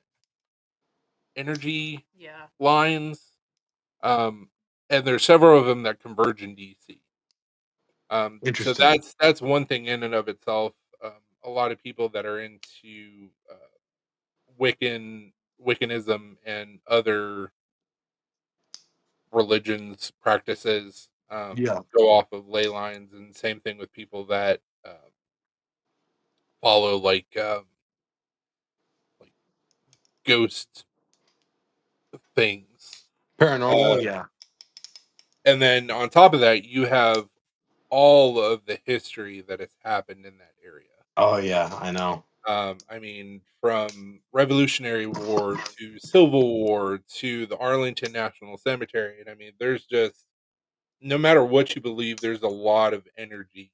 And I know I'm going to sound like a hippie when I say that, but there's a lot of energy in DC. There really is. It's like some places some places you can feel the energy and everything, and then other places like Arlington National Cemetery and the World War II Memorial and the Vietnam Memorial, they're just so somber and sad that you can Yeah, feel that as well. yep, Hmm. yeah. My dad fought in Desert Storm Okay. in the '90s, and Yep. they just recently did the Desert Storm Memorial, within the last couple years. And I was talking with my dad, and I was like, "Dad, we need to go to DC," and he was just like, And I'm like, "Yeah, but Yeah. that'd be really cool." Yeah.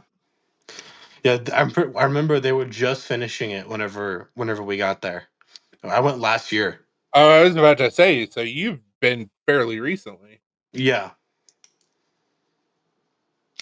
And Yeah, they the exactly what you said. The World War II memorial, the Vietnam memorial. It's heavy when you're there. Like Yeah, you can it feel really it. is. Yeah, exactly. Even though the young men, and also sometimes young women who were buried in those graves, it's like, even though they were buried in Arlington National Cemetery, which is miles away from the memorials, as I said earlier, you can almost feel their spirits Yep. in the memorials. Yeah. So if you ever want to do any research on it, it's LEY lines. Yeah, And when you type it into Google, it says straight alignments drawn between historical and prehistoric sites believed by some to be ancient pathways or energy lines. And there's like three of them that converge in DC. that's interesting. I need to look that up. Yep. Yeah. It's just interesting to like look at it and kind of see what it says. But Yeah. Yeah, I mean the whole thing. Like I said, I don't know your belief, and I don't really know you that well. You don't really yeah, know us that well. yeah, But from a Christianity standpoint, and I'm not saying I am one, um, but and I say there's three of them that converge in DC, and it looks like there isn't three that converge. It looks like there's just one. But either way, um, the way that I remember from my background in Christianity is yeah, that in the Bible it says you're supposed to study. You're supposed to look at all these different things, all these different um, ideologies, all these uh, different ways that people look at different things, and which means that not only, and it's just like with military, like you yeah, have to know your enemy. exactly. So it's like you go into these rabbit holes of like, okay, well, what do people believe? Why? Where does this come from? And you Yeah, get some really interesting concepts and knowledge. yeah. That's the stuff I love. Is like figuring out like what, like let's say World War Oh, Two. Like jeez. like what was the purpose behind the invasion of Poland, and like what was the German perspective on it? Like what did the people think? So And I will tell you from personal experience, and I've had to defend this before because people he hear Hitler and hear anybody that sympathizes or gives any sort of credit to him yeah, as being a straight up Nazi, not the yeah, case. Um, so my dad was in Desert Storm. We were yeah, stationed in Germany. yeah, When you're over in Europe, going from country to country is just like for us going from state to state. yeah, So we were able to go to Salzburg and we were able to go to Austria. And I don't remember if it was in Salzburg or Austria, but we stayed at a hotel that was actually built on top of one of Hitler's bunkers. yeah. We dropped a bomb through it, decimated it. Rubble's still there, but Hmm. they preserved it and made it to where people could walk through and see everything. And so when you go down to the basement of the hotel and then you go down into this bunker, it's literally single file line going down the steps. Yeah, And it looks like you're going to walk into a brick wall. And once you get close to that brick wall, you see a bunch of little holes punched in the brick wall, and then there's just enough room to where you can do about face to the left, and then you can take a couple steps, and it opens up into the bunker. They had yeah. gunmen sitting behind that brick wall. Oh wow. Nobody was coming down into that bunker that wasn't supposed to be there. Yeah, Hitler, from a military standpoint, was a genius. I can say that. Yeah, I'm not a Nazi. yeah. I'm not a Nazi Now, sympathizer. now, now the way I see it as a as an amateur historian is, Hitler himself, he did serve in World War I, and he was quite brilliant. But during World War II, a lot of his generals were actually responsible for a lot of the policies that were made. Um, Well, it doesn't surprise me. Yeah, because especially in the 40s, like around 42, his health was rapidly deteriorating. Like rapidly. He started to develop very bad dementia, and he was forgetful, and like he just had a bunch of other health issues. And It, by 1944, he basically told his generals, "All right, y'all make the decisions now." isn't there sorry dude, I didn't know you were right at my feet, I'm sorry. Um, isn't there a historical record that he had like some sort of sexually transmitted disease or something, or am I thinking of a different person? Well, it's Hitler, so probably. I mean, Well, so like syphilis, if it goes untreated, can really mess up your brain. I think he did have syphilis as well. From at least from what I've read, I'm not sure if that's propaganda or that was made by the Soviets to make him seem weak or something. Um, But but I from what know I've that read, I think that's true. it was a a major like gangster that was famous in the 20s, 30s, something like that. I don't think it was Al Capone, but it could have been, had syphilis and it was untracked. And he was just, they were like, we don't understand why you're doing and saying all this craziness. And it's like, well, because his brain Swiss cheese. Yeah, He basically. had an unchecked disease. Yeah. I'll be right back, man. All right. You need another one? No.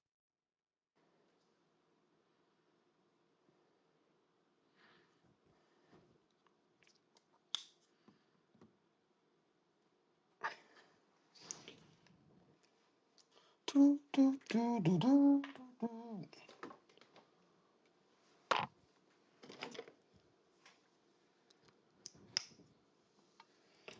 Mhm. It's really hard to kind of try and learn history when so much of the history that everybody knows has like been changed. Yeah. Propaganda Yes. too. So it Yeah. gets really interesting when you start looking up different things that didn't happen, quote unquote. Yeah. It's a deep rabbit hole. Yeah. It's like what a lot of people don't know is that so you probably know about the bombings at the end of the war with Hiroshima and Nagasaki. Hmm. So what a lot of people don't actually know is that we had a third one that was on a plane ready to go. Yep. And it was that one was targeting Tokyo.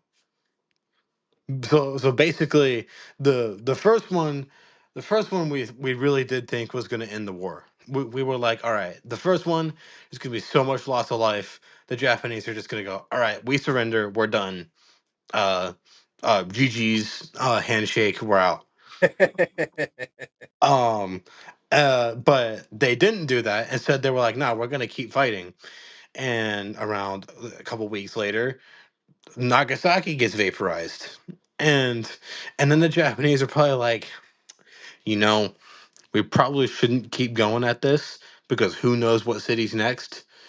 And if it's Tokyo, the loss of life is going to be so extreme that basically we're never going to be able to be a nation again. So they were like, it's probably easy to surrender.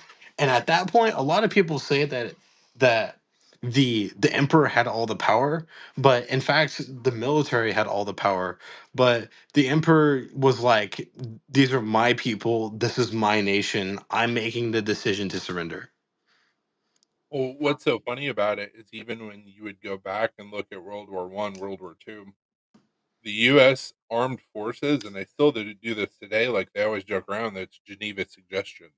Yeah, There's so many stories of us doing outlandish shit just because we're Americans.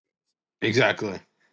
Like there's a story of, I believe it was the USS Wisconsin that yeeted a car. Or no, it wasn't the U.S. Wisconsin that did that. There was a boat that yeeted a car at an enemy force, just because they pissed them off. But there was another boat that another ship that almost capsized itself because an island like shot at them or something. And so like they went, okay, we're gonna load up all our cannons on this one side, and you're not gonna be a thing anymore. Yeah, just vaporize the islands. Just remove the island off the face of the earth. They yeeted the island. That makes sense. Yeah, they basically Thanos snapped their fingers and the island Yeah, disappeared. and we do that kind of crazy stuff like all the Yeah, time. one I mean, I one told of you my about what I told you about in Vietnam, what they did to make sure that we had the advantage Yeah. is so the company that got in trouble for cloud seeding in Texas before yes, the floods happened. yeah, So he was on and he was talking about like the history of cloud seeding. And obviously he was defending his company, and how yeah, they didn't do anything wrong. But he was talking about the history of cloud seeding, and I thought this was interesting because he said that they used cloud seeding in Vietnam to make it rain a shit ton. Um, so that way the enemy would have the disadvantage because everything was flooding and super wet and rainy. Um, yeah. so I was like, huh, I mean, that checks out. That makes sense. But like, does it surprise me? No. No, not really. I mean, one of my favorite stories from World War II is so right next to me is Galveston, and the USS Texas is stationed in Galveston right now. Hmm. Is if you ever get the chance to see it, it's amazing. They're they're currently they're currently in the process of refloating it right now. So Oh it's wow. so so it's they're trying to take it out of dry dock because they've been working on it for the past 20 years, I think, something like that, ever since they purchased it. So it's a really cool experience. But the ship was laid down in 1908, I think 1908, 1910, somewhere around that. And it was finished in, if my sources are correct, it was finished in 1912.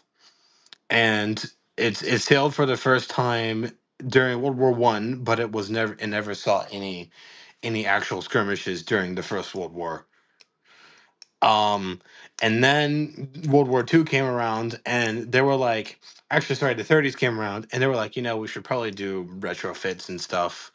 So they ripped off a bunch of the old stuff. They put a bunch of new radar on it, a bunch of new anti-air stuff on it, and they were like, yes, that's very good.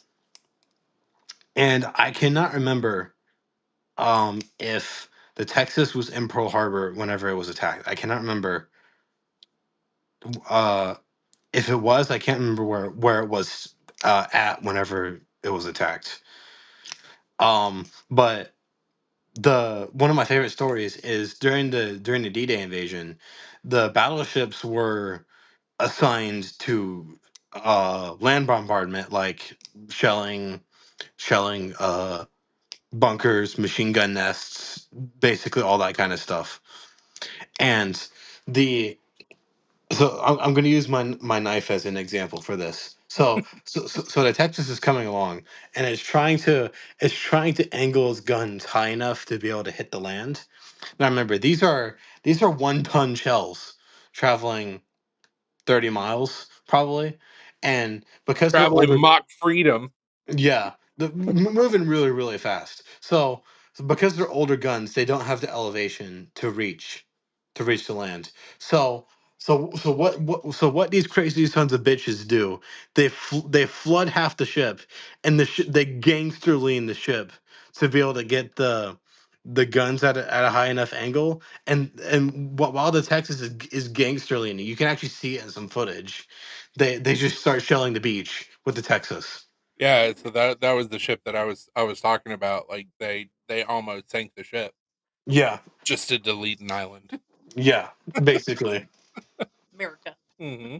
Yeah, and it's just like that's the crazy shit that we did Yeah, during the war. Is we nearly sunk one of our own battleships just to shell the beach at Normandy, which is pretty badass. But the thing about that, and the reason why the Texas has so many problems, is they actually damaged the Texas whenever they did that. oh It's really? like because on the outside it was a belt of anti-torpedo armor. So it's kind of like it hit that and it wouldn't penetrate the the normal hull of the ship.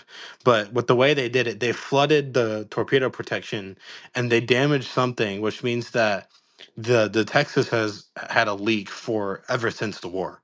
Oh, geez. Yeah. So whenever they put it in the storage after the war, they were like, "Yeah, this is a problem." But luckily, they never scrapped the Texas because I'm pretty sure it was bought in the '60s by the state and put it on display, and it's had a fair share of owners. But it's really cool. Another really neat one is the USS Alabama, but that one doesn't Okay. have quite as cool of a story. You can tell I like this stuff judging on the way I talk about No. it. What's your favorite budget knife if you have any? Um, I'm a huge fan of CRKT. I know a lot of Okay. people aren't. Yeah. Um, I have a reasoning of why. So I have several knives, and I've got a fixed blade right here from CRKT. So this is the Mini Razzle. I like that. That's cool. So this was designed by a guy named John Graham, Yeah. and he's known for doing all sorts of knives. So I've got a full size folding razzle. I've got his mini folding razzle. It's called a Razzle Clip, uh, Uh-huh. and then I've got a large fixed blade razzle, all by CRKT. Yeah. So John Graham passed away a couple years ago from cancer, and before he passed Oh, away, he man. had like 7 or 8 designs loaded with CRKT ready to go. Yeah. The thing that I like so much about John Graham is John Graham taught Kirk Mayberry of KM Designs how to make knives. Cool. Kirk Kirk taught me how to make That's cool. knives. So I had a personal relationship with John Graham. Um, Yeah. and so just about anything they've come out with, I try to pick up. I've got his production blade that I got from Kirk, which I don't have near me right now, but it's a Rhino GT, I think it's called. So I usually stick with CRKT as far as like budget knives go. Um, I've I got a minimal X from a buddy of mine from CRKT, and then Cool. on our Yeah. way back from North Carolina, because we went to North Carolina for the 4th, we stopped at Smoky Mountain Knife Works in Oh. Sevierville, Pigeon Forge. If I'm ever in Tennessee, I'm going to Smoky Mountain Knife Works. You need to. It's an awesome store. Yeah. I'm actually trying to get them to pick up my Apex Arc, which I gotta still send that email to them. Yeah. Um, but I picked up this guy. This is an Opinel Oh, man. slip joint. It was Yeah. like $3. It's not expensive, but Yeah. it's the history of it why I had to have Yeah. one. Yeah. It's like the funny thing is that right now Metal Complex is doing his live. I know Metal Complex is not a fan of the Opinel,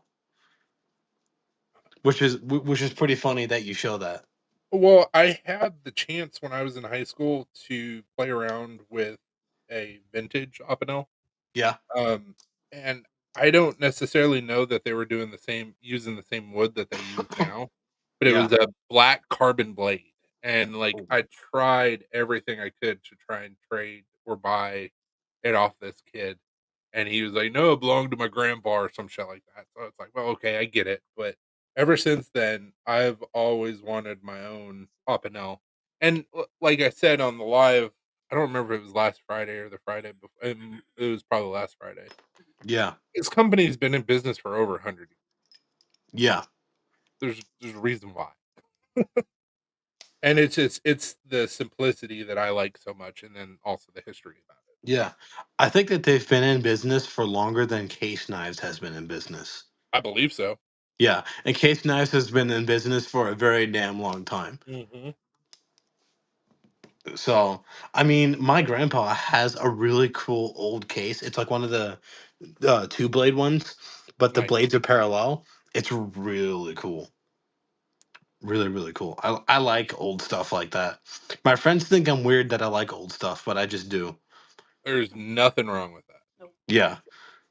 That was They when they made quality stuff too. Yeah, Yeah. exactly, Yeah, like, I have one of those cool like wind up cameras that like video cameras. It's like you wind it and then It has like a little switch on the side, and it goes. Hmm. It's really cool. I love 35 stuff like millimeter. that. Let me go get it. Actually, I'll be back.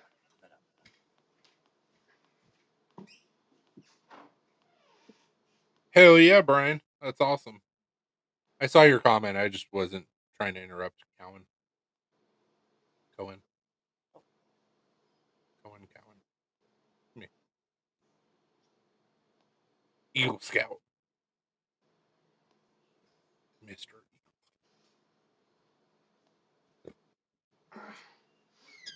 Well, I asked him on Zach's Live. I was like, is there any way that, like, obviously. All right, so here it is, right here. It's like one of these old wind up. Oh, that's awesome. Yeah, and it still works too. So it's a pretty cool old piece, and I like stuff like this.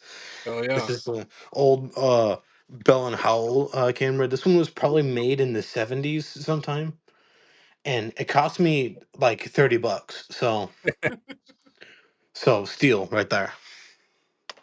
Yeah, that's just stuff I like. I like old stuff like that. Well, good, Falk. Yeah, we when we were living in just a random house that we were renting, um, about 2.5 hours away from where we live now. Um, the upstairs was not really restored, Yeah, but like the people that own the house, you could tell that they did some work and like changed the upstairs from an attic into like an actual like usable space. yeah, And we were just in there one day and like we looked in the closet, we're like, oh hey, there's a piece of wood that's not attached. I wonder what's behind there. And we yeah. pulled it and we found an old World War II um Chest. soldier's chest. And Interesting. and so we opened it up and we started going through it, and there his old uniform was in there, his certificate for receiving a Purple Heart was in there. Um, Damn. I have the sewing kit that or not the sewing kit, The the shaving shaving kit. kit that Yeah, came in that trunk. yeah, And then I've also got his brass whistle because I like brass. yeah. But that shaving kit had a safety razor in it. Oh, that's cool. Yeah, Yeah, I it's like old stuff. super cool. It still had, like, the bar soap in there, and, I don't know if it was bar soap or if it was for shaving, Yeah, but it's a really cool leather kit, yeah. and it's like, Um, "Well, I gotta take that with me." yeah. Did you get into contact with the family about the paperwork and everything? I did not. I think we I wish tried we to. would've. Yeah, I Yeah, think we tried to, but there was like no information or whatever for the last name of the guy. So yeah, I was just like, well, we'll just leave it up here. We put it back where we found it. And yeah. then I think I told the guy that we were renting from that there was about it I before think we so. moved. I think so. So, because I did want to like try to get it back to the family. I was like, hey, Yeah, there's a bunch of this guy's stuff. There was letters in there where yeah, like he had received letters from his woman. yeah, Uh, so there was just like all kinds of stuff, which was cool to like go through and see. But also, yeah. I did try to find out who it was and if they still had any family in the area. But Uh-huh. Yeah, it's my great grandfather, who I never got to meet, unfortunately, but he was a Jeep and truck driver in North Africa and in Italy during World War II. Oh, wow. And and my family, his direct descendants, like my mom, my aunt, her daughter, my grandma, oh sorry, his daughter, my grandma. I don't know why I said her daughter. Um they all have like original some of the original documents, like his discharge papers and Nice. like his award papers and everything. But so his original box, like his original, like the tub that you found, or like the army thing that you found, mm, his was stolen. So all the original Ah, medals and everything were all stolen. But luckily I have his shadow box with reproduction medals in it, and it's really cool. that's awesome. Yeah. He only got to the rank of tech corporal, which is basically like you go to a specific technical school and like you learn how to drive vehicles in combat and like trucks and jeeps and logistical driving and everything. So it's pretty cool to be able to have part of him in my life. Absolutely. I just wish I got to meet him and talk to him about it. I just really wish I got to meet him, but but never did. He passed away whenever my mom was like 8 or 9 years old. So I think he died of complications from the war. Apparently, like chemicals or something. He had like bad lung problems and it was just getting really really bad. So so yeah, it's cool that y'all found that.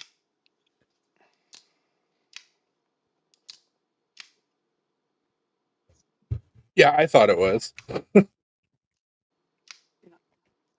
Oh, yeah, Um, That was from 2 days. you know I that, but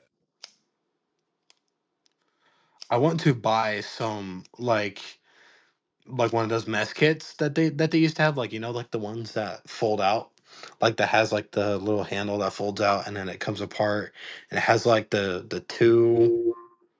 I want to get an original one of those. I have a U.S. Army. Um, it's been like cut down and everything and like regrinded, but I have a U.S. Army mess kit knife from 1917, nice.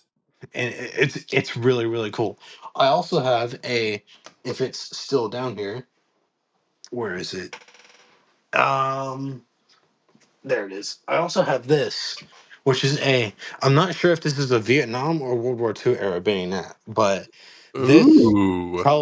this has a longer bayonet lug on it. So this is either an M14 bayonet or an M1 Grand bayonet because the M16s had shorter bayonet lugs on them. So this was one of the bigger battle rifle bayonets, but this is really cool. Oh yeah. And my guess is this Vietnam era. It doesn't have any markings or anything on it. Like the previous guy shaved off all the markings. Mm, So Mm. that makes me think that he probably stole it from somewhere probably. or but yeah, there's like no markings on it or anything, but it's a pretty cool piece of history. And this is like one of the centerpieces of my collection. Do I still have the sheath in here? Looking to see if I have the sheath. Um I don't see it. Uh, let's see what time is it? Okay. I don't see the sheath. All right, it is not still in here. Man. Oh man. Bless you. No, that was a cough. I've been sick for the past 2 weeks. Ah. I went on vacation for the 4th of July, and I just got punched in the face by something. I don't know what it was, but it's been lingering for a little bit. Where'd you go for fourth? I went to my grandma's lake house, like up near Dallas, Ah. and we hung out, did some fireworks, and just enjoyed ourselves. Had a very they had an air show on the lake. It's called Thunder over Cedar Creek. It was really really awesome. Um, yeah, it's pretty cool. I liked it. Let's see what time is it? All right, it's 8:50. I'll probably be on for 10 more minutes. I don't know how long y'all usually go for. It just all depends on who all we have on here and Yeah, who's all talking with us and stuff. So yeah.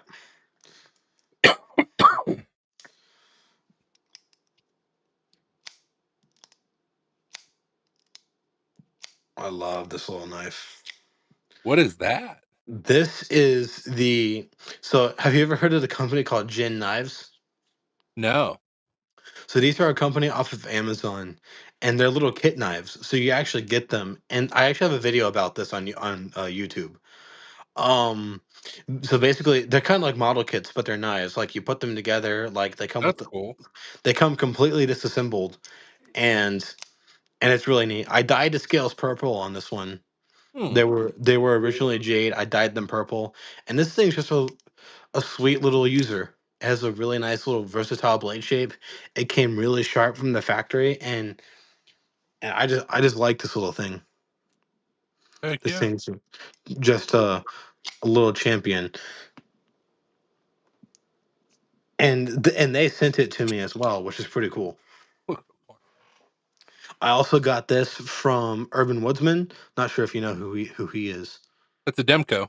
Yes, Demco 8020.5. This one has the carbon fiber and the D2 blade, D2 shark foot blade. So this one's pretty cool. He sent this over to me. This isn't technically mine.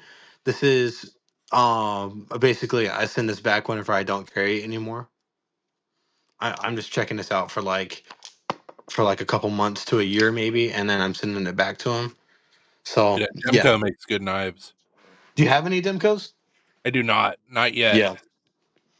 Yeah, they're in my opinion they're a little expensive for the Yeah. for what you get. Um like I mean this is around 150 bucks for D2, which is I mean you can make your own judgment on that. His customs are more. Yeah, the customs are wild. And this is a cool knife that was also sent to me. This is by a company called Slick Knives. I'm not sure if you have ever heard of them before. Mm-mm. But SLIC knives. This is their Flick Knives series. This is their Pocket 3.5, and this is just a really cool knife made in Taiwan, just like the Demco. Really nice scales, OS 10, around 60 bucks on their website. It's just it's a chonker. Heck This thing yeah. is this thing's quite large, and I love the red scales. It came with do I have them still? It came with black scales on it, not these red ones. So you have to buy the scales separately, and the scales are like 20 bucks. So yeah, pretty cool. I like that. Um, but my favorite budget knife probably has to be the QSP Penguin. I know a lot of people really like this. This is this really pretty shred carbon that has like it's basically shredded up G10 and carbon fiber that's Yep. laminated together, and yeah, just really cool. This side's not quite as pretty, but it has bigger chunks of it in there. So I have three of these. I like them so much. I'll show you a knife that I've been carrying a little bit here and there. I think it's a pretty cool knife. He's gotta go grab. Sometimes he talks and just wanders off at the same time. So Yeah, Bluetooth mic is useful for that. Whenever you just walk off and it keeps talking, yeah, that's why I need to get one. Is because sometimes I walk off and just start chat and just randomly chat, and people can't hear me. oh, I told him you had to go get it. I said sometimes he just keeps talking but wanders off. Yeah. So this is the Drop Bear. Oh, the drop bear. Yeah, that's a cool knife. I need to get one still. So we at Blade Show we actually went to the Kaiser meetup, and so this was the gift this year for the Kaiser meetup. Yeah. And so it's clear acrylic, but it's a liner lock. So you've got all these different designs that are underneath the clear acrylic. Yeah, that's cool. I like that. It was done pretty well. Mm-hmm. Yeah. Wait, you said it's a liner lock? Yeah. I didn't know they did a liner lock drop bear. Was that like an exclusive for the Blade Show? Yeah, for the Okay. meetup. Yeah. That's pretty cool. Yeah, so it says Atlanta, and then it says Kaiser meat, and on the backside of the I say backside Yes. because I'm a lefty, but Yeah. it says Kaiser meat. Kaiser That's meetup. cool. That's a pretty cool piece. Yeah. I went to Blade, Texas this year. My first ever Blade show, and it was wild, man. It was so much fun. Unfortunately, I was not able to make it to Blade Atlanta. I had some I had some stuff that happened, and I was like, all right, I'm just not gonna go. But I wanted to go. Are y'all gonna be able to make it to Blade, Texas? So Blade, Texas is usually put on um, during another show that we attend. So we've never been out to Blade, Texas. Yeah. Because that's usually during Spirit, isn't it? Mhm. Yeah. So we go to a show up in Ohio every year. So that's the reason why we haven't been to Blade, Texas. But we live like 3 hours away from Atlanta, so it's always Okay. super easy for us to go to Blade show. Yeah. So that this pry bar that I showed off that I made today, Yeah. this is made out of the same bar. That's cool. I like that custom. So it's just I took that bar and made a integral. It didn't come out too bad. Yeah. I gotta clean it up. I messed up the heat treat on it, which is the reason why it's not finished. But I mean the heat treat's good enough. Yeah. It's just not what I prefer for me to sell something. Plus, this was a Yeah. proto just to see how it would turn out. It was Yeah. a lot of fun to build. Just testing the grounds, basically. Yeah, pretty much. Yeah. I wanted to get into making knives, but then money and other things came around, and I just wasn't able to do it. You can do it as cheap or as expensive as you want. Yeah. It just all depends on what you're trying to get out of it and what you're wanting to do. Yeah. Um, get some. You can do stock removal. You can get some decent steel at a decent price. Um, I started off small and I've slowly built up what the tools that I have available to me in my shop. Yep. Um, I mean, for a couple $100, you can start making knives. Yeah. Or if you want to go even cheaper than that, get yourself some files and an angle grinder, and like you can make a knife. Yeah. But I might start with that.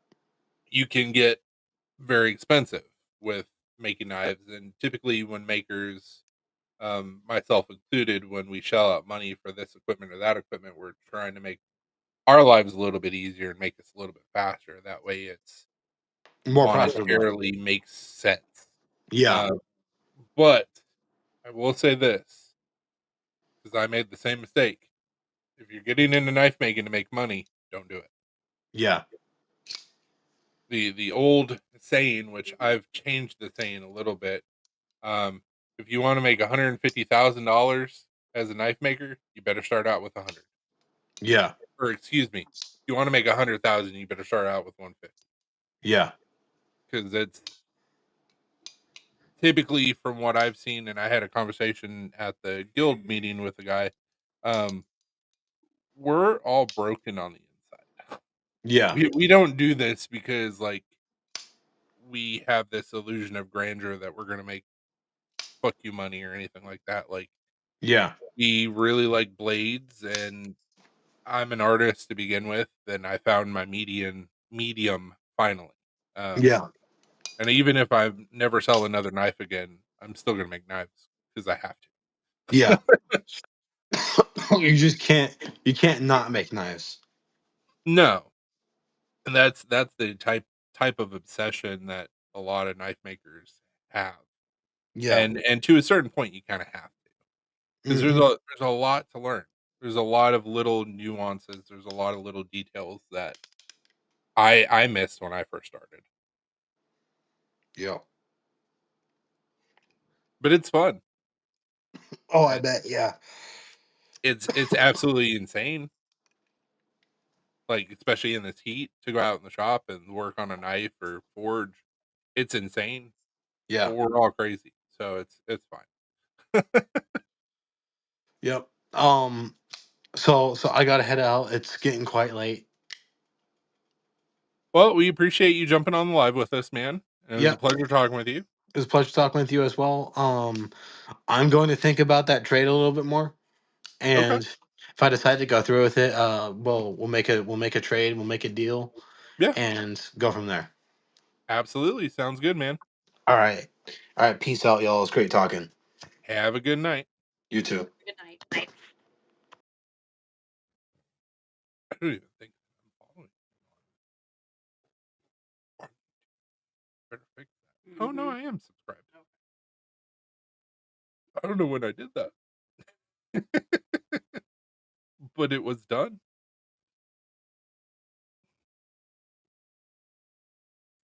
Nice. 32. Such a youngin, but got a good head on his shoulders. I hope that he starts making knives because I feel like he could have the obsession that all of us have already. Instead of being like, "Oh, new guy, no, you don't make knives, I make knives." Come on, man. I would say the water is warm, it feels good, but it's kind of cold. Just gotta jump in it and hope for the best. Ain't that right, Brian? We're all crazy, and that's why we do. We're all mad here. Mhm.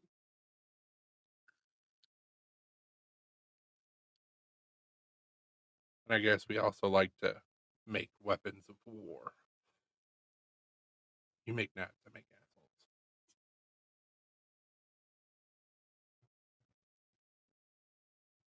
I mean, if nature would stop poo pooing on what I'm naturally supposed to do, I would make assholes as well.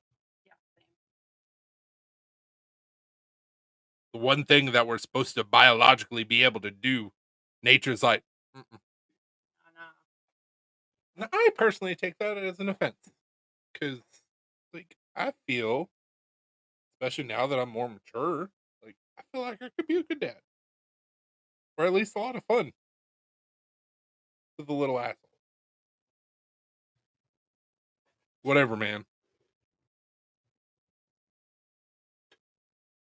She's Oh, you should have met me in my 20s. I was wild. Yep. I was, and also part of my hair, but we don't need to talk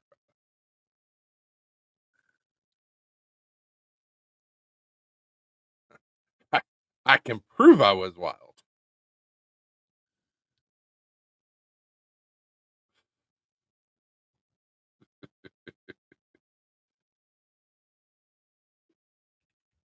Blue, stop licking. But you don't think I should? You want- Also, quit farting. This is dirty. Jesus Christ.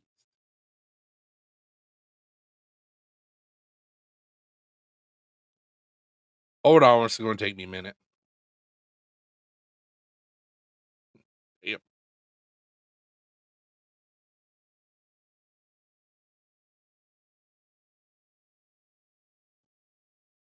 That was a fun night.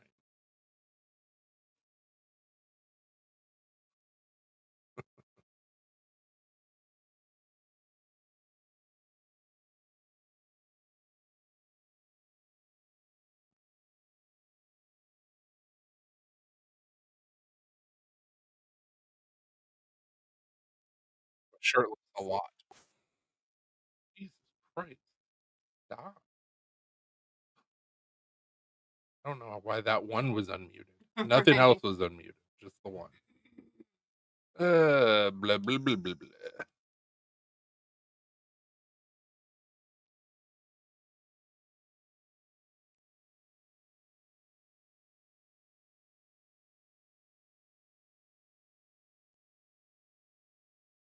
What I am. We were ready, Mhm. I guess.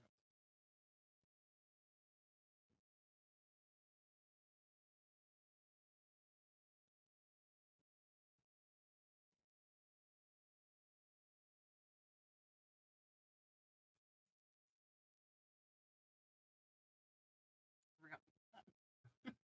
I didn't. Holy shit, where is this video?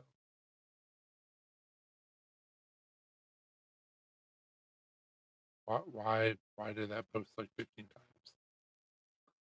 Good God.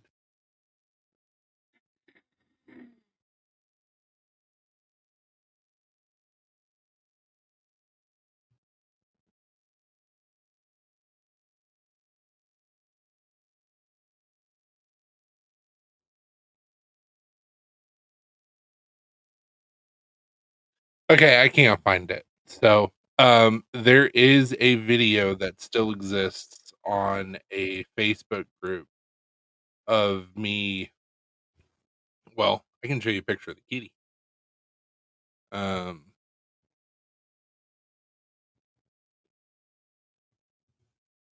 Me holding this gentleman who passed away a couple years ago.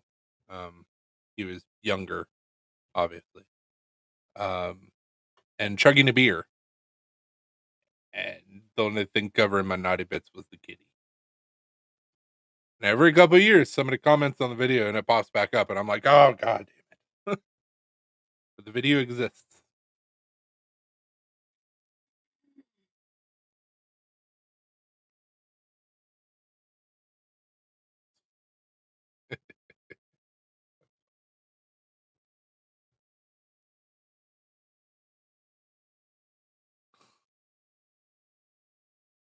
Oh, comments. Yeah.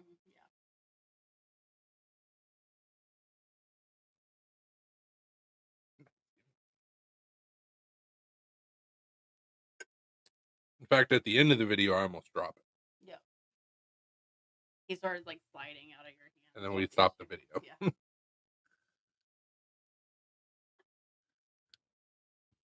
Fun time.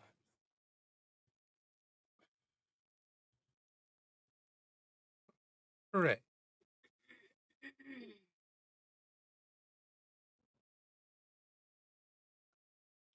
Anybody got any fun plans for tomorrow?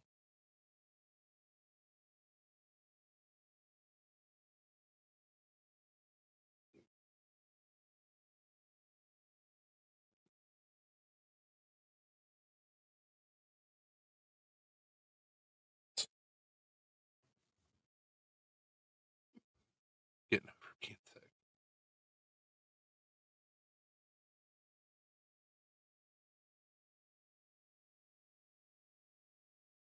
Does working a concert count? I mean, it's something.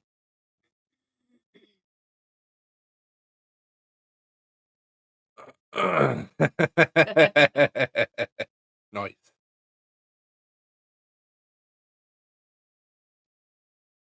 So, Falk, you said earlier that you can't take medicine. Is there a reason why? Just hasn't weaned her asshole toddler off yet, which kudos to you, ma'am, because he's like 2. But yeah, that's why she can. I have questions. Why? Why? 2.5. Okay. I knew he was around 2, so I wasn't too far off. Why is the 2.5-year-old not weaned?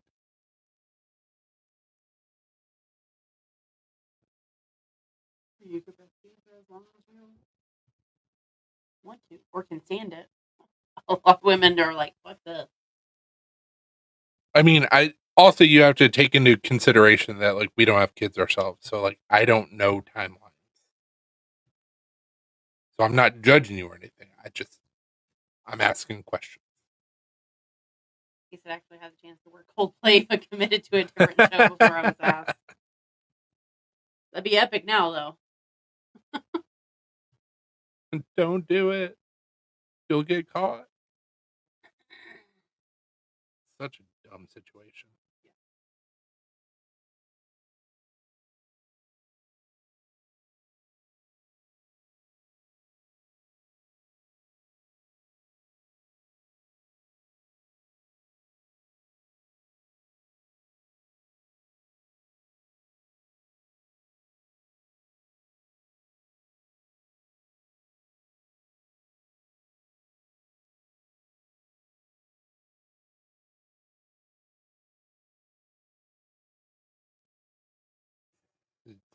You gonna answer some questions or no?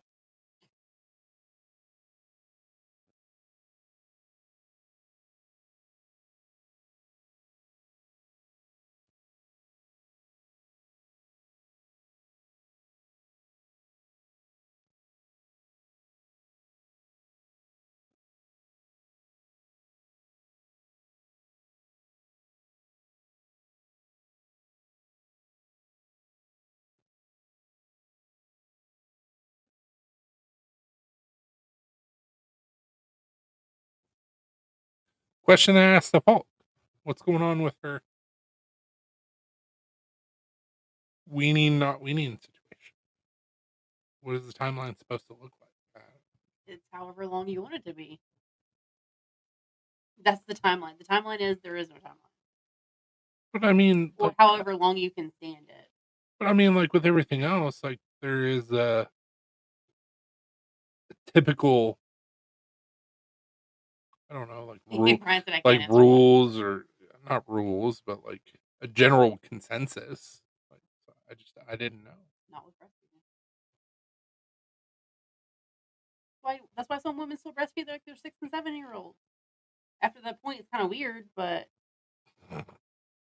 if you want to do that, you do you. I mean, it's not kind of weird.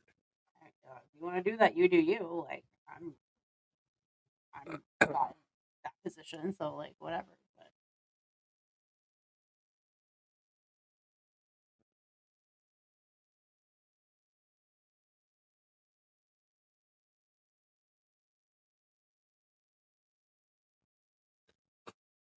But Brian's like, yeah, that's why I chuckled at his response. Like I can't.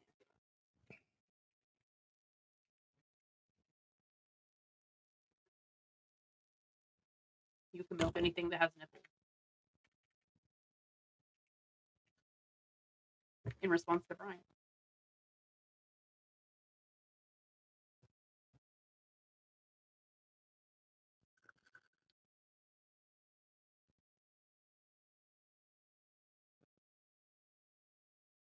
so WHO has recommended continue breastfeeding for at least 2 years.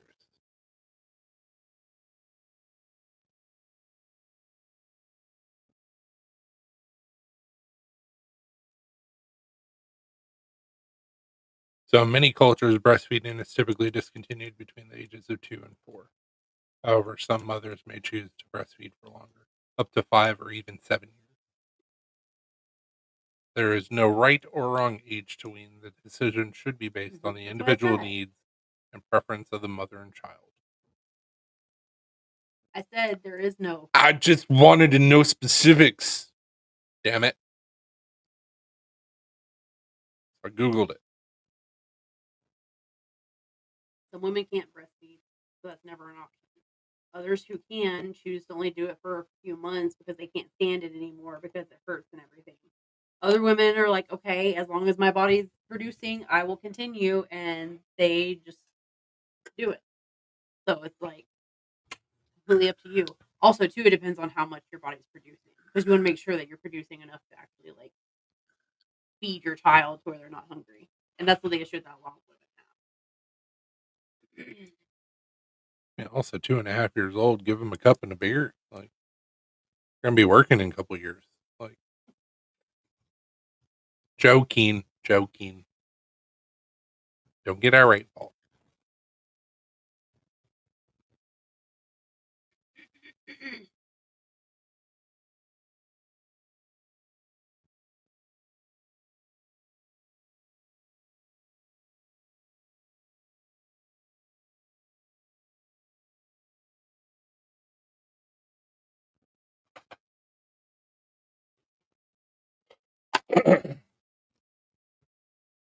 What, you got anything else? Nope. I don't either. We gotta submit some more claims to USPS. So, thanks, guys, for hanging out with us tonight. Falk, we hope that you do get to feeling better. Mhm.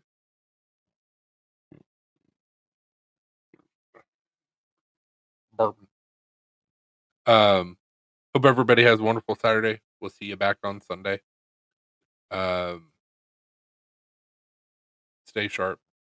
Don't do anything that I wouldn't do. And if you do, don't get caught. Deuces. Bye.